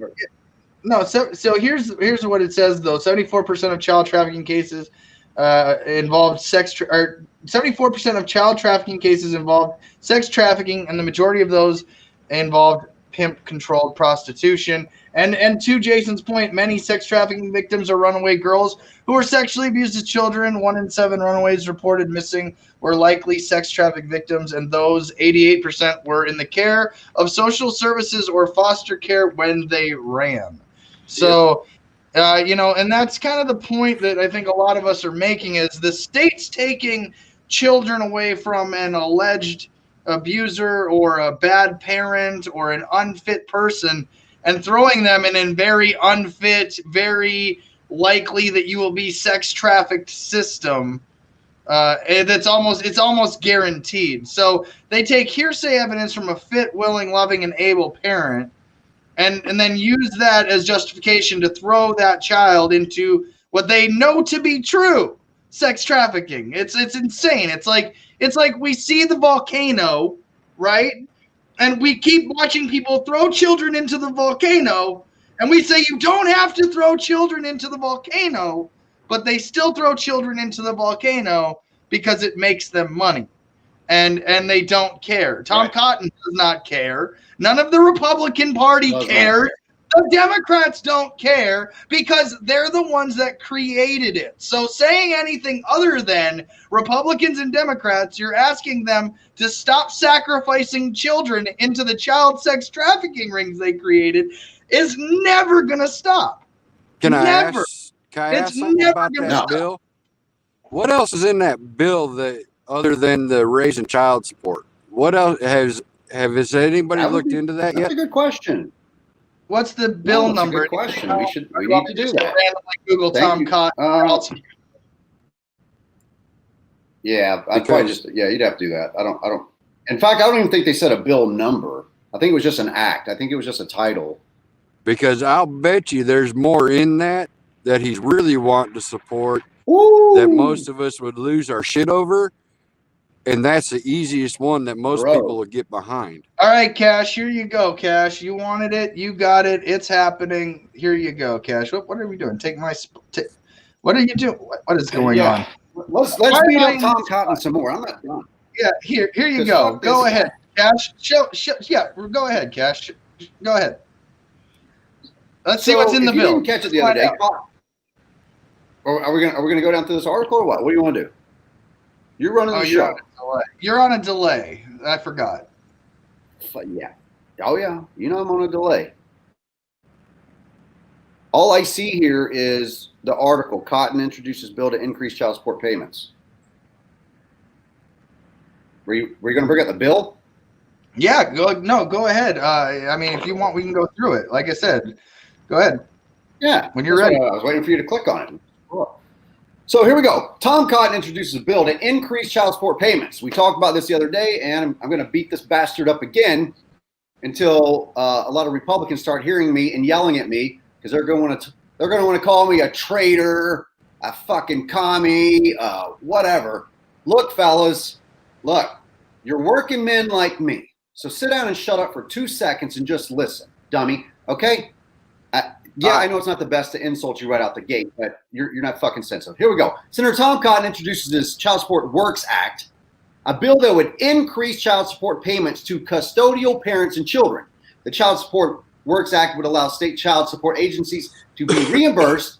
Here's the growth process. To reimburse for operating, mandatory work programs for non-custodial parents, i.e. slave. Mandatory work programs for non-custodial parents. That's what Tom Cotton is pushing across the country. This isn't just for Arkansas. He is a federal legislator. Okay, Senator Tom Cotton from Arkansas, the state that I reside in, that I call home. I'm a non-custodial parent. I can't afford an increase. I can't afford the $1,200 a month they say I have to pay. On top of the $600 a month she's supposed to get out of my military pension. My ex-wife is supposed to get the entirety of my military pension that I spent 20 years fucking working for. She never sat one day in fucking boot camp, right? This bullshit about White knighting for single moms is fucking over from this white guy. From this white dad, this bullshit's over because I'm calling it out. I'm calling a spade, okay? We can't afford that shit. You got all these men living on the fucking street, and a lot of it has to do with the fact that these child support payments are too high. They cannot pay for 100% of their home and 40 or 50% of the other home. You fucking idiots. When a couple separates, they have an increase in liability because now instead of paying for one home, they have two homes. Two. They didn't have an increase in their income. They didn't get a pay raise or a pay bump for getting a divorce. They didn't get rewarded financially for getting that divorce. So there's no increase in revenue. As a matter of fact, they probably dissipated their life savings in their college funds in the divorce. Nobody's winning here except government taking our money and expanding the power and control of the state. Because incentivizing that single motherhood for you is what's fucking your kids up. You're not as supreme as a mom as you think that you are. Because you will never replace the value that a masculine man brings. Not a beta bitch, but a masculine man brings to this country. The masculine men of this nation are the ones who have went out and laid their life down on the fucking soil. Right? It's these beta bitches that push the policy that would never go in there themselves and fight these wars. These are the ones. Executive producer telling me to wrap it up. Tom Cotton, you are not a Republican. You're not a conservative. You're not a veteran, because if you're truly a veteran or a service member and you care about the fucking troops, then you'll care about addressing the root causes. You'll come on this show, War is Hell. You've been to fucking war, right, Army Ranger? You got a fucking Bronze Star. Ain't that right? So bring your fucking hero ass on here. Explain this fucking bill with some working men veterans, right? Not the Harvard grads like you, where you come from. You come down here to our level now, sir. Okay? Come down here, right? And you'll get a fucking hand salute from me just for showing the fuck up. We're going to send him. We're going to call him. We'll call him on the air today. We can do a break or something. Yeah, so check this out, though. I wasn't saying stop. I was saying continue reading, Cash. That's what that means. Okay, but again, this is where we're going to learn sign language. Yes, you and I will learn sign language. These programs have proven effective at helping non-custodial parents develop positive work ethics and fulfill the requirements of their child support orders. So I'm going to read that part, but you asked for what's in the actual bill, Jason, and that's where I'm trying to get to, and we have it right here. It's supported by the National Child Support. So Cash, you can take it. This is him. This is a press release. Dude. This is the actual bill. Jason has requested what's in it, and you cover it how you want it. I'm not going to stop you until time. So you take all the time you need, Cash. What time? What's my time? You got like an hour. You got like about a half hour, 45 minutes to cover this whole bill if you want. Yeah. Okay. Let's bring in Sean. Let's bring in Sean, man. Let Sean cover some of this. I've talked a good deal, man. I want to hear from these fellas. Well, again, yeah. Feel free, gentlemen, to hop in as you see fit. But this is the bill. There's 5 pages, just so you all are aware. What's mandatory work activity? Well, again, you got we have 5 pages. We have 5 pages. Do we need to break it down word by word?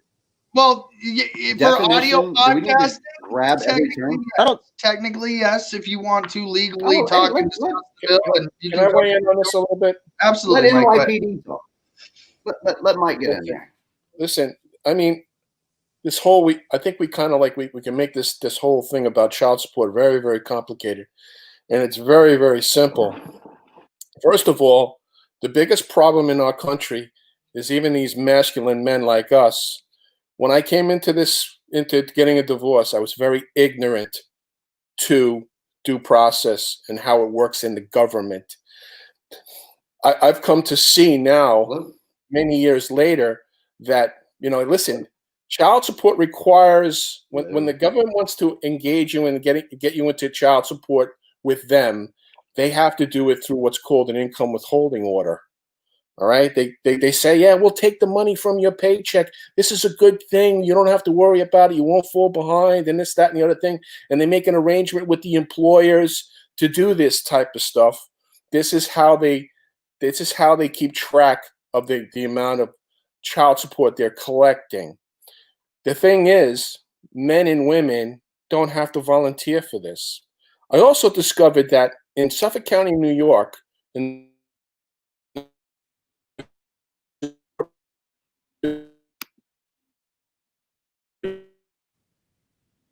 the Office of the Department of Social Services has an office in family court. Now, you have to think about this. There's separation of powers, judicial, executive. It's all supposed to be separate. What's the executive branch doing in the judicial branch building, trying to get, ignorant men and women to sign up for child support through them? And they do it in a way where it sounds so nice. It's so, but they don't understand, And this is, you have to sign it away. You basically volunteer to do it. This is what happened to me. I know this is what happened to me. I could go back and look at it, review it in my head. This is what they did to me. And I was a policeman. I was an active policeman, so I'm supposed to know the law. And I really didn't. The bottom line is, and today it's everything has to be, you have to stop cooperating. You have to stop You have to start reading some of these domestic, relation laws and stuff like that. These are their rules. We don't have to. Most of the time, our ignorance allows us to voluntarily put ourselves into this position. I could show you my income withholding order right now. It's the second page. They take it from my pension still, and I've been fighting this. I shelved it for a while, but I'm probably going to fight it again. But the bottom line is that the second page, this is judicial signature. The person who authorized it to give it standing. Yeah, it's blank. The official copy I got from the Suffolk County Child Enforcement Unit. This is the document that they have on file that takes the money from my pension. And I directly went after the general counsel of the New York City Police Pension Fund about, hey, listen, how do you do this without a judicial signature? Now, you have to understand this. Judges cannot sign an income withholding order because their canons don't allow them to financially benefit from the legal process. But when you go to family court, you're before a magistrate who's an administrative officer hired by the chief judge for child support purposes only. You have to go in and you have to be. And listen, I tell people now, if you're getting a divorce, don't ever sign your stipulation. Don't ever sign it. Let the court be a part of it. Once they compel you to sign your own, a stipulation of divorce decree where all your parenting time and child support is all written in, you're basically saying that you agree to it. And when you really don't, because you're conflicted about it, never sign it. There has to be a total disobedience and non-cooperation of men like us. And we have to put the knowledge in the head. And we have to encourage people to really understand, the ignorance of us is really the problem of what the system is. Tom Cotton, that guy, he's taking advantage of increasing his pay through us. And he looks like a bone smuggler to begin with. I think he's a bone smuggler. And if you don't know what that is, I'll tell you about it off the air. But I think besides the family he's got a couple of boyfriends on the side. You're saying he uses his man purse. Yeah, he's a bone smuggler. I look at him and he's a bone smuggler. And Mike, I see guys like him all the time. I worked in Chelsea, New York, in the 10th precinct, where it's the largest gay community outside of San Francisco. And I've seen them all, dude. I've seen all the politicians coming in and out of these, clubs like Barracuda and all that. I'm like, and I look at my partner, I go, who would have thought, But I've seen it all. Who would have thought? But the bottom line is, here's the thing: we don't give the fight back, because I hear too much people talking like that show last night. I got frustrated watching that show last night because here we are talking about Title 4D, what it does, the incentives. Nobody's talking about what the fight back is. Right. And that's what we're doing on this show. And look, let me clarify the message a little bit, right? Because I think maybe from an outsider's perspective, listening to your message, somebody might think that, that you're anti-gay because you saw these people going into these locations, when in reality, what they do is they portray themselves to be something that they're not, and then they go, and the very things that they say that they despise, they're also taking part in, and you're acknowledging that hypocrisy. Right, from being with the NYPD for 24 years, observing these people going to these locations and places, and then having a different message out front. Yeah, listen, I'm not anti-gay. Listen, I'm pro being real. You know what I mean? I worked with gay men, and I rode with them in police cars. Right, and that's what we love. And let me tell you something. I just despise the ones that want to convert me. They want to come out and they want to convert me into a correct. And I despise that. And believe me, I worked with a gay guy one time, and I knew he was gay. We were just buddies, you know what I mean? And the bottom line is that he went after a guy who was trying to entice me into going out with him. You know what I mean? I used to go to the Gay Pride Parade every year. The left's stringing you right now. Oh, he's got one gay friend. He's not homophobic. Oh, he's got one gay friend. He's not homophobic, right? That's what the left's doing. They can't, as a white man in America, right? A straight white man in America. Fuck, dude, you can't have that opinion. Listen, you could call me. The left will want to eviscerate you, man. They'll be doing cancel culture on me, man. They'll want this shit kicked off. Hey, listen, I was a rookie cop in the Bronx. I heard you talking about the Bronx before. Good luck with that, man. Good luck with that. When I heard you were the councilman in the Bronx, oh my God, the political crap. I got a fucking invitation. What do you think about that? No, hold on. Let's just think about it from a direct perspective, right? From a direct perspective. What area of the Bronx? Talking Throgs Neck, Morris? Oh God, I don't know. I couldn't tell you, man. Fuck, dude, that's outside my realm. Castle Hill. Soundview. I have to learn. I don't know. I'm not from the Bronx. I don't know, but I think that might be a part of the appeal, though. I mean, think about it. I think that I appeal to the working man just fine. Yeah. I think that I can sit down and have an honest discussion with any person who's civil and respectful. We can sit down here and I can disagree with Mike, Jason, Sean. We can all sit here and fucking disagree on issues. And I think we need more people running campaigns and getting their candidates to run campaigns that are, look, just go to their fucking domestic policies. Get off of their, if you want to point out their hypocrisy, like with the mask, like Nancy Pelosi, Lori Lightfoot up here, your Cuomo fucking idiots up there. If you want to point out their hypocrisy, right? Beat them down, beat them up. Drag them out on their public policy. But if we as working people don't just sit down and go, look, let's just look at what's happening and what's causing it. We have to identify root causes, and root causes that are happening as shit in the NYPD or in New York or wherever else. Okay, it all comes back to the same principles of man overstepping his bounds that he was given. Right? Our bounds of free men end where another man's, where his world begins. Yeah. Hey, Michael, how much of your child support, since they take it out, and I'm assuming they take it out from you, and then the state gives it to your ex, how much of it is the state keeping for themselves as a percentage for that service? I don't think they're keeping a percentage because they're getting 66 cents on the dollar. I was at one time paying $2,050 a month. They're getting 66 cents. $2,050 a month you were paying. Yeah, as a police officer. I'm not anymore because I retired, and once I retired, I was allowed to reduce it to my pension. So now I'm paying $1,556. Oh, I'm glad you were. And but I'm glad you were, because my judge told me that I didn't have any change.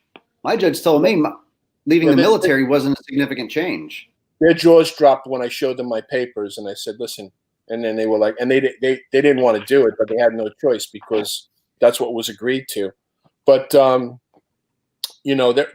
whole thing is that they're getting money. They're getting money for a lot of things. I talked to Cash yesterday about there's so much incentive in the states with the federal government. They're in bed with them for enforcement. to get grant money for to do what they call red light overtime or summons enforcement overtime, all kinds of things. Even I really believe that they're using the alimony that some guys are putting forward towards this whole corrupt process. The states and the counties getting their federal money. Now you have to also understand this: the federal government has inserted itself into the states. Your child enforcement units are not state offices; they are federal franchises inserted into the state. Department of Social Services. They are there to do the accounting for the government, so that they properly have an accounting of the money that they're collecting from non-custodial parents, so that money could go into the treasury of the states. Now, you have to understand who gets paid from the treasury of the states: politicians, judges. He's motioning at you to fucking wrap it down. Continue. This is about bonus money every year, especially if they can increase it. The bottom line is us, because we volunteered to do it. We volunteer to do it. You have to stop volunteering. Right. You have to stop. Stop volunteering. Stop paying. But to see that the ignorance of the average person, especially somebody who's just newly getting divorced, it's a very traumatic time. You all know. I panicked. I would do it so much different now because of what I've learned. And I'll throw it out here. You got guys out on the internet like Amin Osiris, the God of Law. He's on YouTube. You want to beat child support? Right. I would listen to this guy. Rick W. Listen to that guy. Listen to that. You know what? I mean, if Mike G, if Mike Rick W. What? Listen, do we want to pull up a segment of him? We want to hear. No, Rick W. helped me out when I had my order of protection. And I did this thing called that nobody knew about. Even lawyers that I spoke to didn't know about it. I did a writ of quo warranto. And I challenged Judge Jeffrey Arlen Spinner. Where does he get the authority not to dime that bitch out? Where did he get the authority not to pay attention to my lawful orders to show cause to dismiss my order of protection, which was based on no evidence? Because he felt like it did, so he approved it. And so when I challenged him with that, immediately after I did that, 3 weeks later, he recused. He recused and passed it along to somebody else. And they were like, they knew that they fucked up. They knew that they fucked up. But but it still hurt me because what is this writ? It's a writ of quo warranto. Hey, listen. What is that? What does it do? What does it do? It compels. You can't get legal advice. What? Yeah, I mean, you can't get legal advice, but you can't tell us. I could give legal advice. You can't give us legal advice. I'm not a lawyer. I'm not a lawyer. Okay, fucking give legal advice. I mean, I don't know. What's the law for that anyway? What's the statute that You know what? I like what you're saying. You're right. You know what? CJ, I think that we're fucking wrong for having that disclaimer. You think we're wrong for having that disclaimer? I mean, Mike G's making a good point. No. He's making a good fucking point. No. We can talk about it, but we can't sit here and go like, hey, go do this at this court, this specific. Like, we can talk about it, but whether or not it's addressed as accurate in any court specifically, whether or not what's relevant in funny though is that's North Dakota or South Dakota versus New York or Arkansas. We can absolutely discuss anything you want. Why can't we openly walk into a court? Why couldn't I walk into a court with Mike and advise him as another citizen who's been through it, right? When we have experiences in something and we learn something. Okay, if you want me to play devil's advocate, advocate, we won't make mistakes. Okay, but if you want me to play devil's advocate in this, oh yeah, I forgot you have a delay. Shit. So, sorry. So again, the point being, if you go into a courtroom unlicensed and give legal advice, or you're on the internet giving legal advice saying, hey, John Smith, go to this court and submit this paperwork and do this document and it'll do this, that's giving legal advice and you become liable in a case. CJ, there is Supreme Court case law that says there's no such thing as a bar license. What Mike? Go ahead and tell me what to pull up that can say there's no such thing as a bar license from the Supreme Court. It's a case out of Texas involving a school district. If you can get me the Supreme Court case that says that you don't need a license to practice law, then yeah, you can say, you can give legal advice. Well, listen, you know what you can do? You can do Giving legal advice and telling your legal story, that needs to be a very clear line. Like, you can say, I filed a writ of Colorado, and it did this for me, and the judge responded this way, and here's my documents showing that. But again, I have that. Yeah, and that's my point. So you can talk about what you did and what the results were. Absolutely. Well, of course, I would never suggest that anybody should do this. I think that you need to know your options. Right. You can jump off a cliff, or you can go out and dive into an ocean when you can't swim. Either way. I talked to a lawyer who was a friend of mine. He was a lieutenant on the police department. And I told him, I saw him at court. He said, I just had Judge, Spinner recused. He goes, I did a writ of quo warranto. You know what he said to me? What's that? Right, and you can say that. Like, listen, you can explain. Yeah, but you see, the lawyers don't even know this stuff. He didn't even know. You know how Jack Kevorkian got out of jail? How do you spell it there, Mike? QUO space warranto. Oh, warranto. There it is. Okay, see, let's learn something together. This is what we should be doing. Learning something new. If you want to keep it in the line, this is what you got to do. Okay, well let's explain this. So, a legal proceeding during which an individual's right to hold an office or governmental privilege is challenged. In Old English practice, the writ of quo warranto, an order issued by authority of the king, was one of the most ancient and important writs. So in history, this is an important poignant legal theory that you could discuss in its practical purposes in today's modern time. But again, I wouldn't be Cash Jackson going, hey, John Smith, go to this court. No, I wouldn't do that either. I wouldn't do that either. Yeah. But I caught the court in, they had no subject matter on me. None whatsoever. I didn't injure, harm, or do any damage to anybody, and that's the standard we should be going by. And the bottom line, and we're talking about my ex-wife. I didn't even physically encounter her, for her order of protection. So when I challenged the court, I basically said, and this is after my orders to show cause to dismiss. He basically dismissed me and said I was ineffective because I'm not a lawyer and I'm a stupid person. He insulted me instead of giving me the reasons why he was denying me my dismissal. So, Mike, let's continue to go further down this rabbit hole just for the purposes of the conversation. There's opinions even out of California about the quo warranto. Again, is a special form of legal action used to resolve a dispute over whether a specific person has the legal right to hold the public office that he or she occupies. Quo warranto is used to test a person's legal right to hold an office, I would say in this case, such as a judge, not to elevate the person's not to evaluate the person's performance in office. So, we could dive into what the Attorney General thinks of this.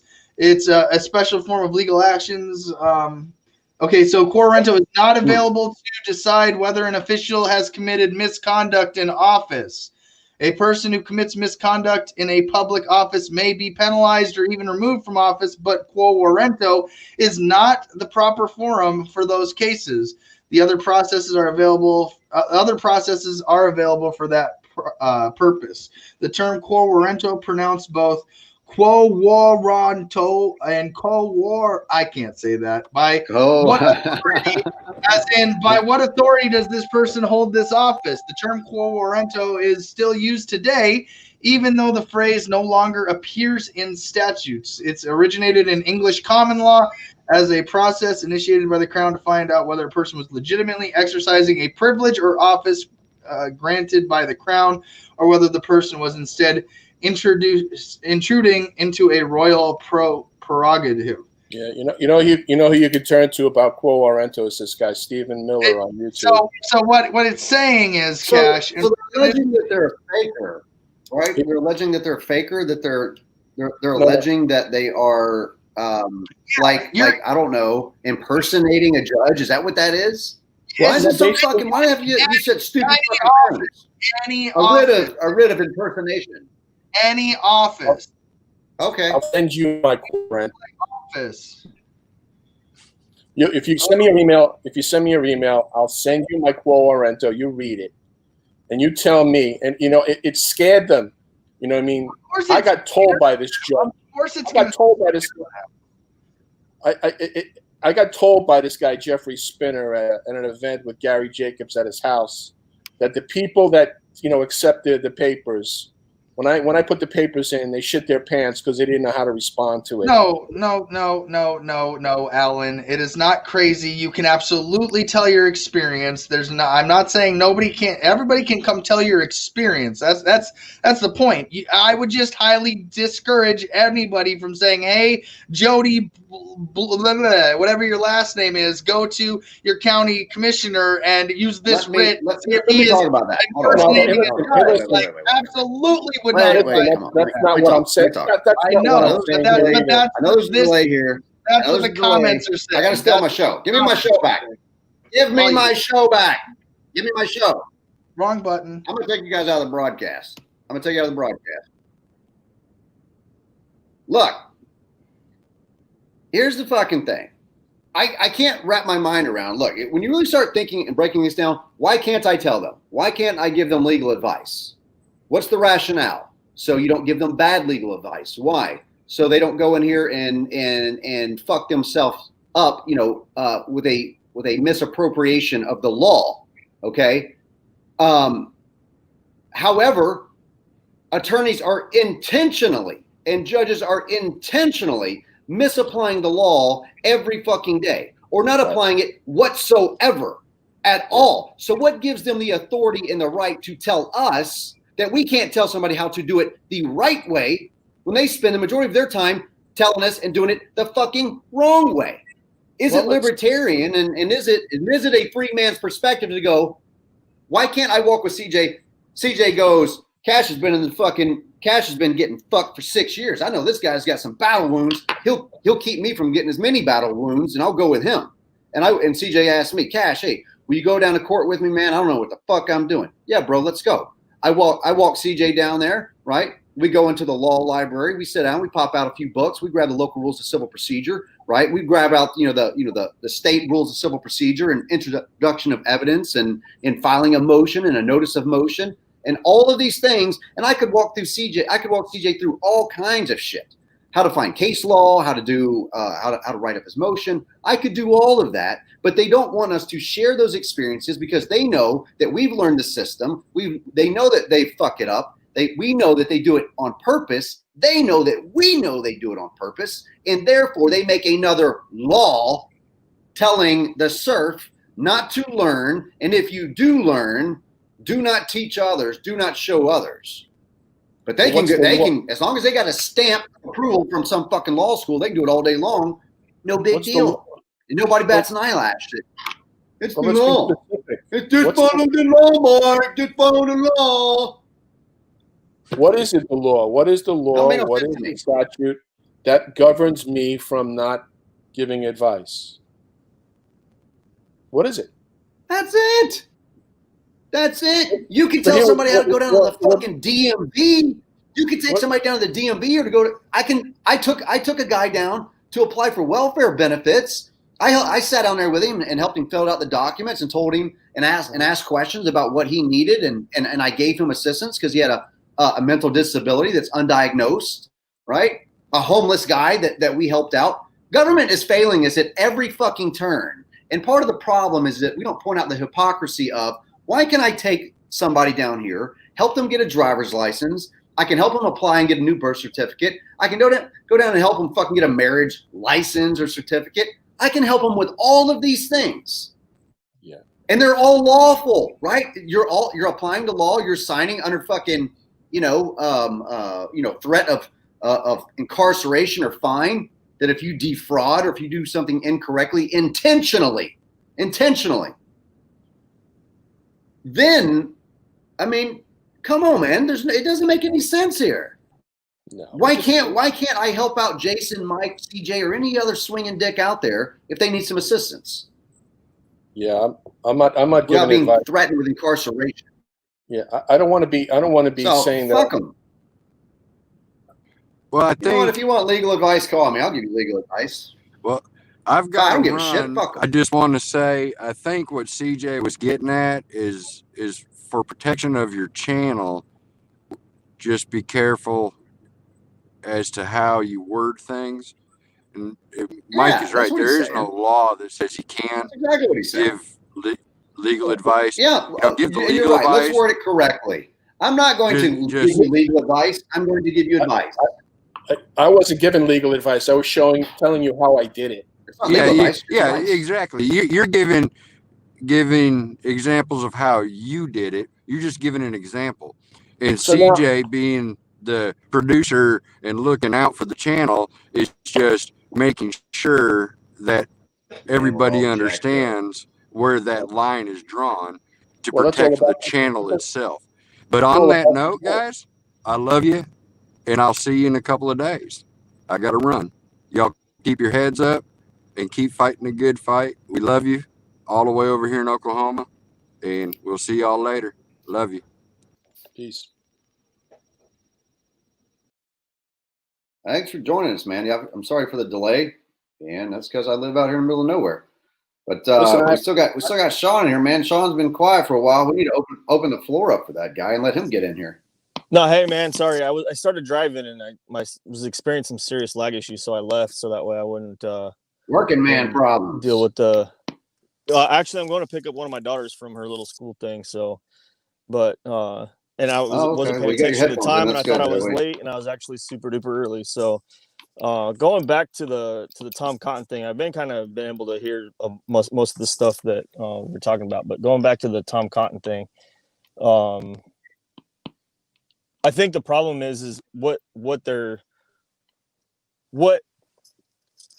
quote unquote mandatory work stuff and the essentially forcing dads into making their child support payments are for the people that I'm not agreeing with this whatsoever. I think this is all BS. I was in a marriage for 10 years, and once COVID happened, small problems turned into big problems, and we're not together anymore. And I have 4 daughters, and we share custody of them 50-50. We didn't go through the state to do any of the stuff with the kids.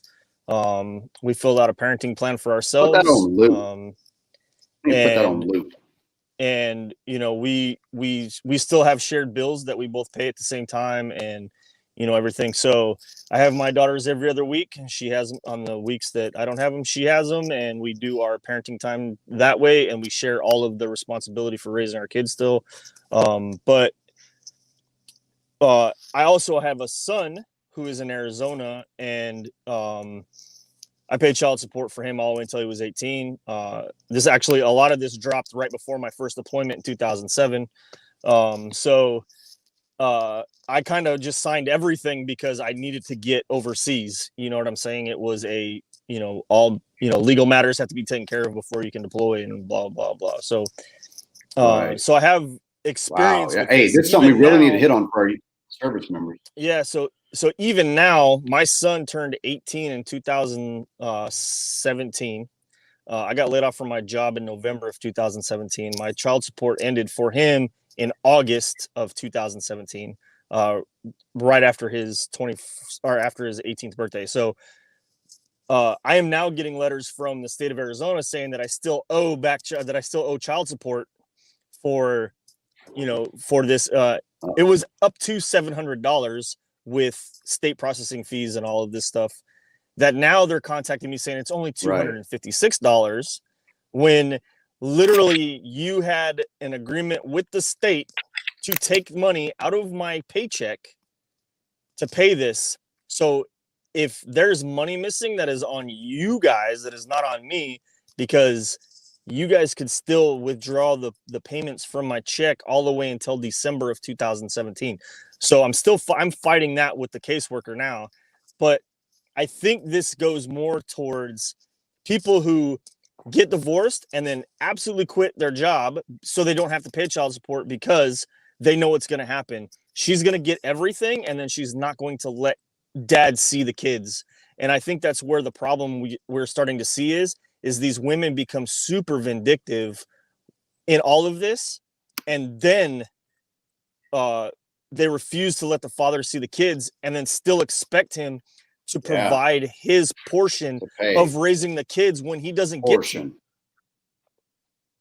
So right, how many guys out there paying support on kids they can't see? Right, and the stupid ass part of this bill is we're going to force you to work to pay for your kids that she's not letting you see because of some bullshit protective order and we won't help you see them. Exactly.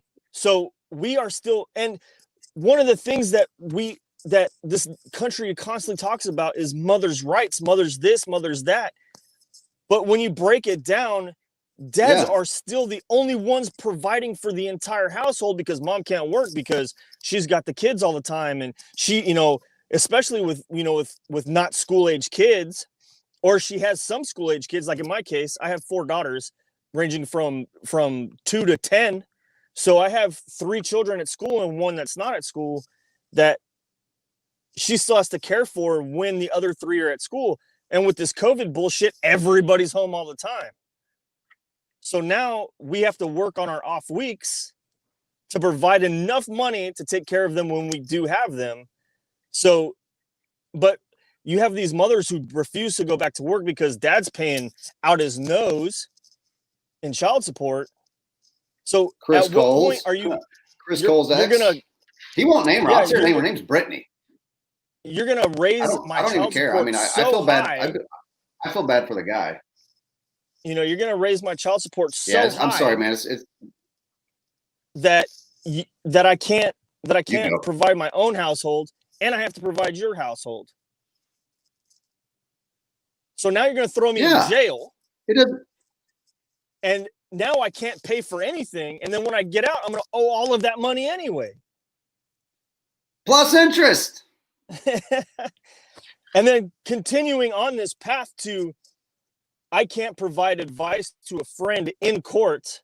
At what point during a criminal prosecution or a criminal court do I say my counsel is ineffective? I'm going to represent myself. Why can't I in civil court say the same thing and say I have people, witnesses, and I think that's all you have to do is just provide witnesses that help you with your own problem. So if I had a problem and I needed Cash Jackson, I would just say I'm representing myself and Cash Jackson is my witness. Then that's, I think, how you get around the fact that I don't need an attorney because they're stupid. Cash, it's why it's called practicing law. Sorry to interrupt here, because again, I want everybody to make it very understood. So Cash, for the audio file, will you please read this paragraph on legal advice here? Only attorneys can give others legal advice about what their legal rights are, what they need to do to protect those rights, or provide other forms of legal advice. However, that doesn't mean it's illegal to speak to people about the law or to provide information to others or advice about what you think they should do. The unauthorized practice of law involves providing information about what actions to take or giving advice to someone that is specifically tailored to an individual's unique situation under the guise of being a lawyer or person experienced in the law.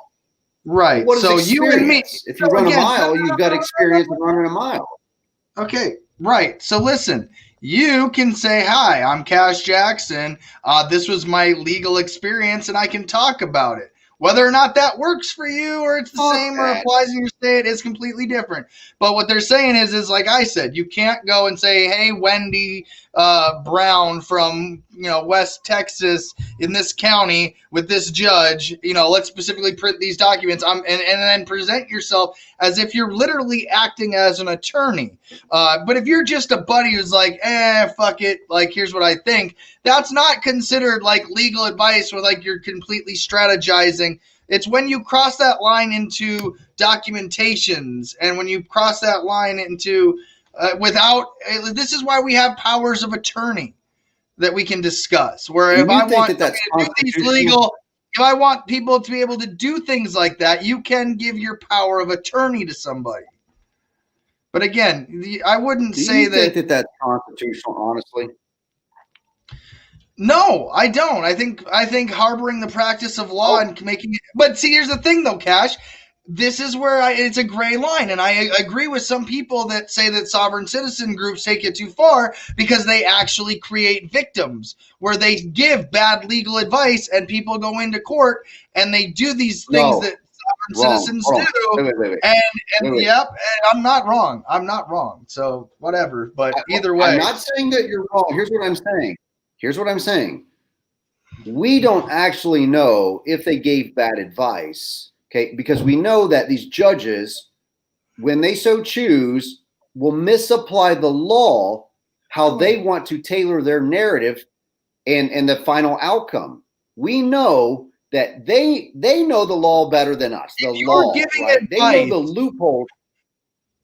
If you're giving advice and you are saying to somebody, hi, I am just as good as an attorney. I can do what they do. I am Superman when it comes to paperwork. If you're advertising legal fucking services for people and you're not a licensed attorney, they call it a crime because it can create a victim. Just like it's no different than the speed limit laws where, a law officer can create a victim. Right. That's what I'm saying. So, everything can create a victim. McDonald's creates victims every fucking day. I can grill somebody a cheeseburger. I can grill a cheeseburger, right? And somebody get heart disease and fucking die because they love Cash Jackson cheeseburgers. Right? It's up to you to be discerning. That guy Anthony, that just had the quote up there. Anthony something. Yeah. He showed the case that I was talking about. Schwer versus Board of Examiners. Yeah, that's what I'm going to Google then. That's how I was trying to get it copied. Board of Examiners. No. We don't have to Google it. It was in the comments. He's a smart dude. I couldn't remember it. I knew it was something. I think it was a Texas case too. Right. So, Schwer versus Board of Examiners. Our society's intimidated by learning this stuff. There it is. Yeah, right there. Right.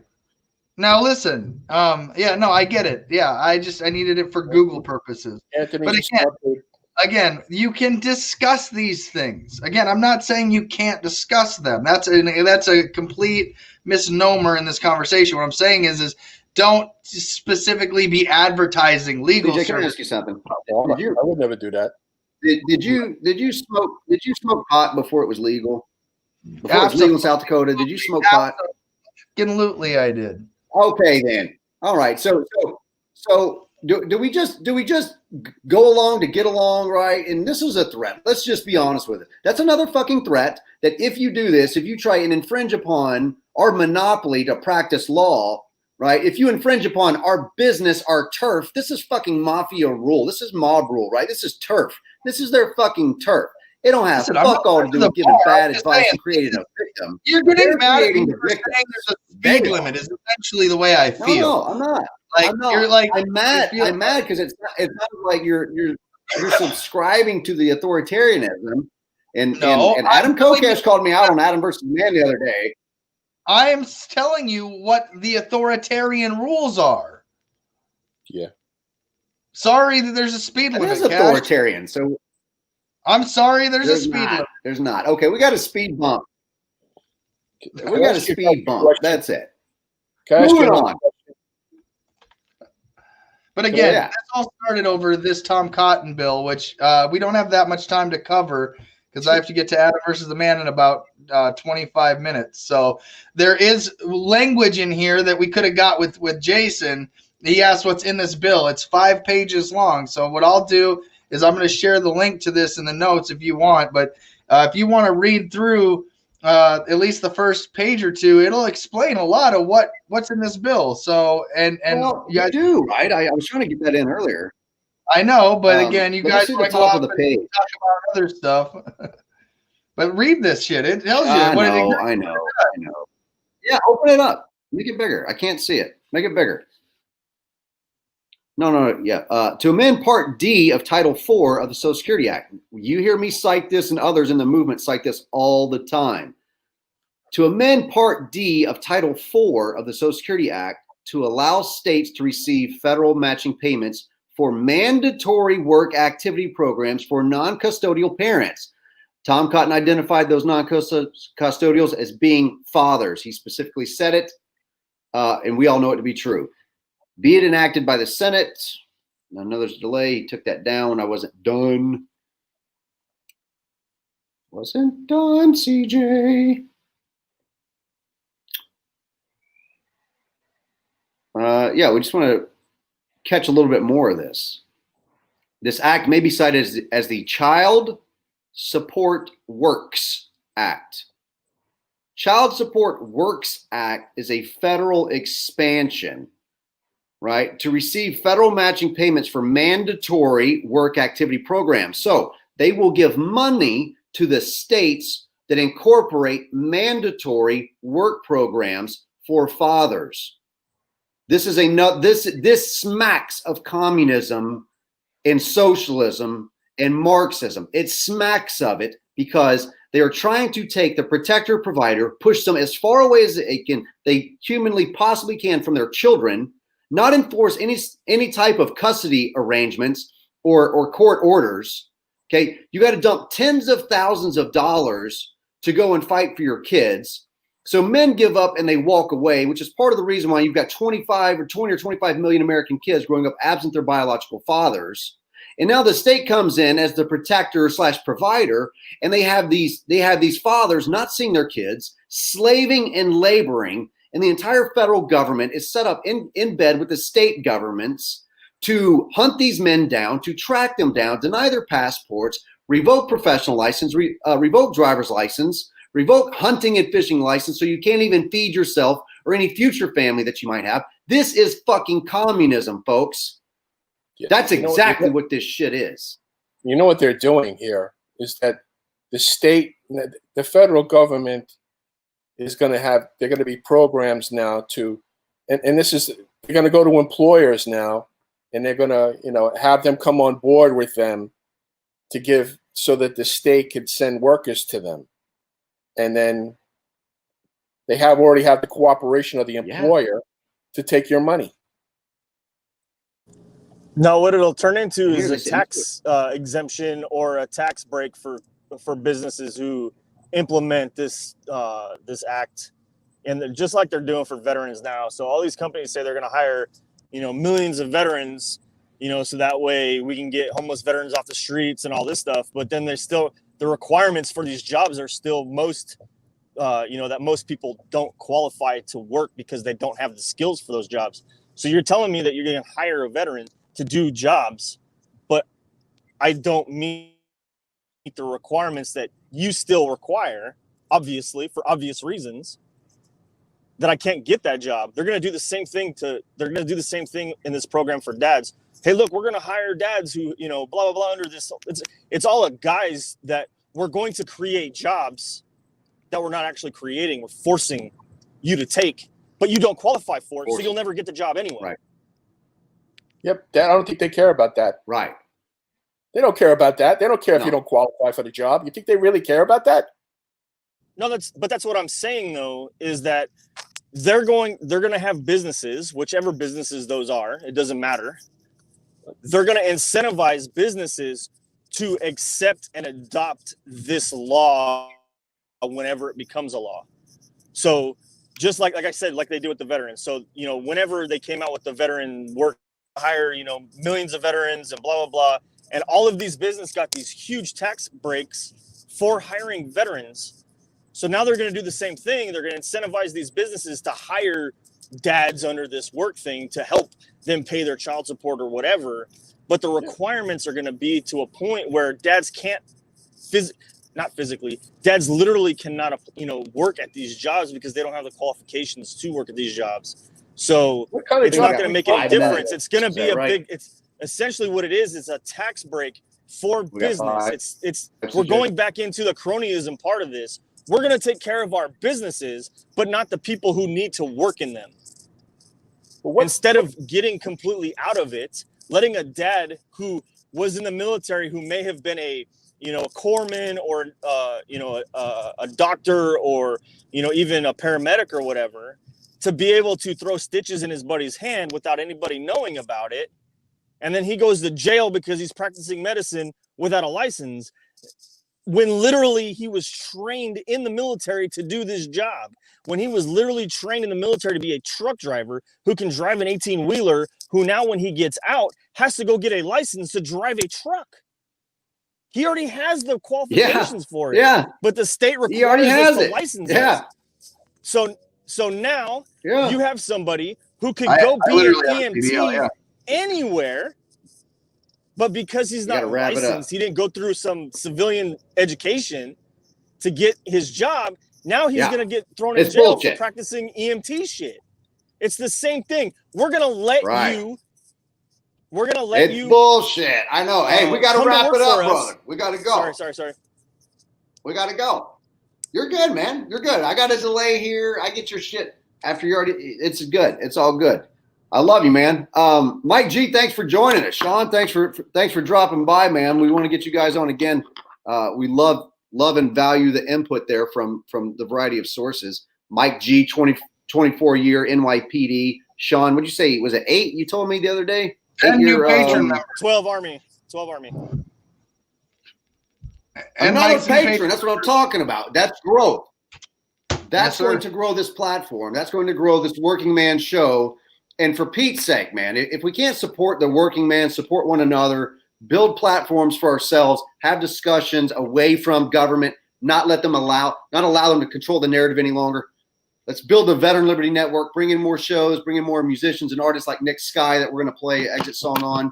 And thank you to the future sponsors we will have of this show. We would like sponsors, need sponsorship, but you have to appreciate that we don't have a filter here because we're working men and women.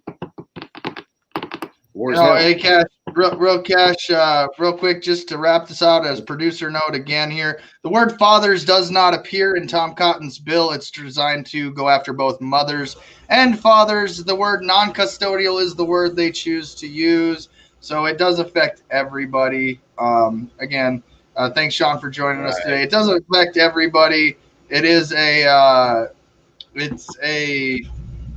it's a lot. So this is Cash, on Friday, can you tell me that we'll walk through this bill and put out, if you could, put it out there. Tom Cotton the link to this show is public. So I think we should. Do you want me to go over to Little Rock? I'll go to his office. Okay. You want me to go to his office? So Tom I'll go to Tom Cotton's office if there's anybody in it. Hi, Tom. Producer CJ here. I'm going to take just the helm for a moment. If you want to click the link on Friday and have a cordial conversation with Cash Jackson, you're highly welcome to come explain your bill on this broadcast. We would definitely love to hear why you think this is a great idea. And I didn't mean to take it from you like that, Cash, but for purposes that I will explain to you later, I don't have any doubt, Mr. Cotton, that Mr. Cash Jackson would appear in front of your office, in your office, at your door. So why don't we get his email and we'll send him the link to the show on Friday, and we'll see if we can actually just have a conversation about his bill. What do you think? And the closing thoughts, sir. Mr. Tom Cotton, if you don't come to me, I'm going to come to you. I'm going to show up at your door, at your office. You can avoid the people, the non-custodials, for so long, but I'm tired of these people, man. I'm tired of them not having this conversation with us and understanding what the fuck they're doing to us, and help me to understand their logic, because all of this just surface material bullshit, feel good bullshit about, we're going to take care of, single moms and blah, blah, blah. No, bitch. We need to have a conversation about what you're actually doing. Okay. And 2 years, I've not seen my kids. Tom Cotton don't want to talk about that, but we're going to talk about it. Why is it okay to take a veteran's children, Tom Cotton? Why is it okay to put us in debtor's prisons, Tom Cotton? Why is it okay to take my driver's license, professional license, defame me, put me in the paper as a deadbeat because I'm behind on child support, suspend my fucking passport so I can't travel, Tom Cotton? Tell the working father that. Why do we deserve such treatment and punishment? Why can't we have equality in this country? Raise our children equally? Why can't we? With no child support. Nick Scott, ladies and gentlemen, we need musicians, we need artists. Bring them in. They need to be a VIP patron. Okay, Nick Sky was the first band. They're not paying anything. But if you want to advertise your music, you know a good band, a good group out there, have them, send them over to us. They got to be a VIP patron. It's $25 a month. And in return, we will be playing their music on our broadcast, on all future broadcasts, and people will be able to come in and grab their music and find out more about you and how talented you are. Because if I like your music, you're talented. You don't have to be Taylor Swift. Is that it? We're out of here, man. We're wrapping it down. War is hell, folks. We got to give them hell. They give us hell. Don't fund the war against you. Okay? Fund the warriors on your side fighting for you, right? Fighting for your liberty. Fund those people. Stop funding the war on terror. Stop dumping tens of thousands of dollars into attorneys and fees at the courts. Just stop, right? Like, it's almost like divestment. Take your money. If you're going to give it to somebody, please give it to somebody who's fighting to end this, to abolish these issues, right? And call the bullshit out for exactly what you know it is. Help us out. $25 a month. Come over, be a premium member, join us in Patreon. We need your fucking support, man. We're just working men and women. Look, I retired as an E6 first class. Go look at my pension. It's not that great. And I'm supposed to give the whole thing to my ex-wife. I'm not rolling in the fucking dough. Although if I ever do, okay, a lot of you will roll in the dough with me because I'm a generous guy, man. I like to see everybody else succeed. Love you. Be good, man. Happy Wednesday. Hump day.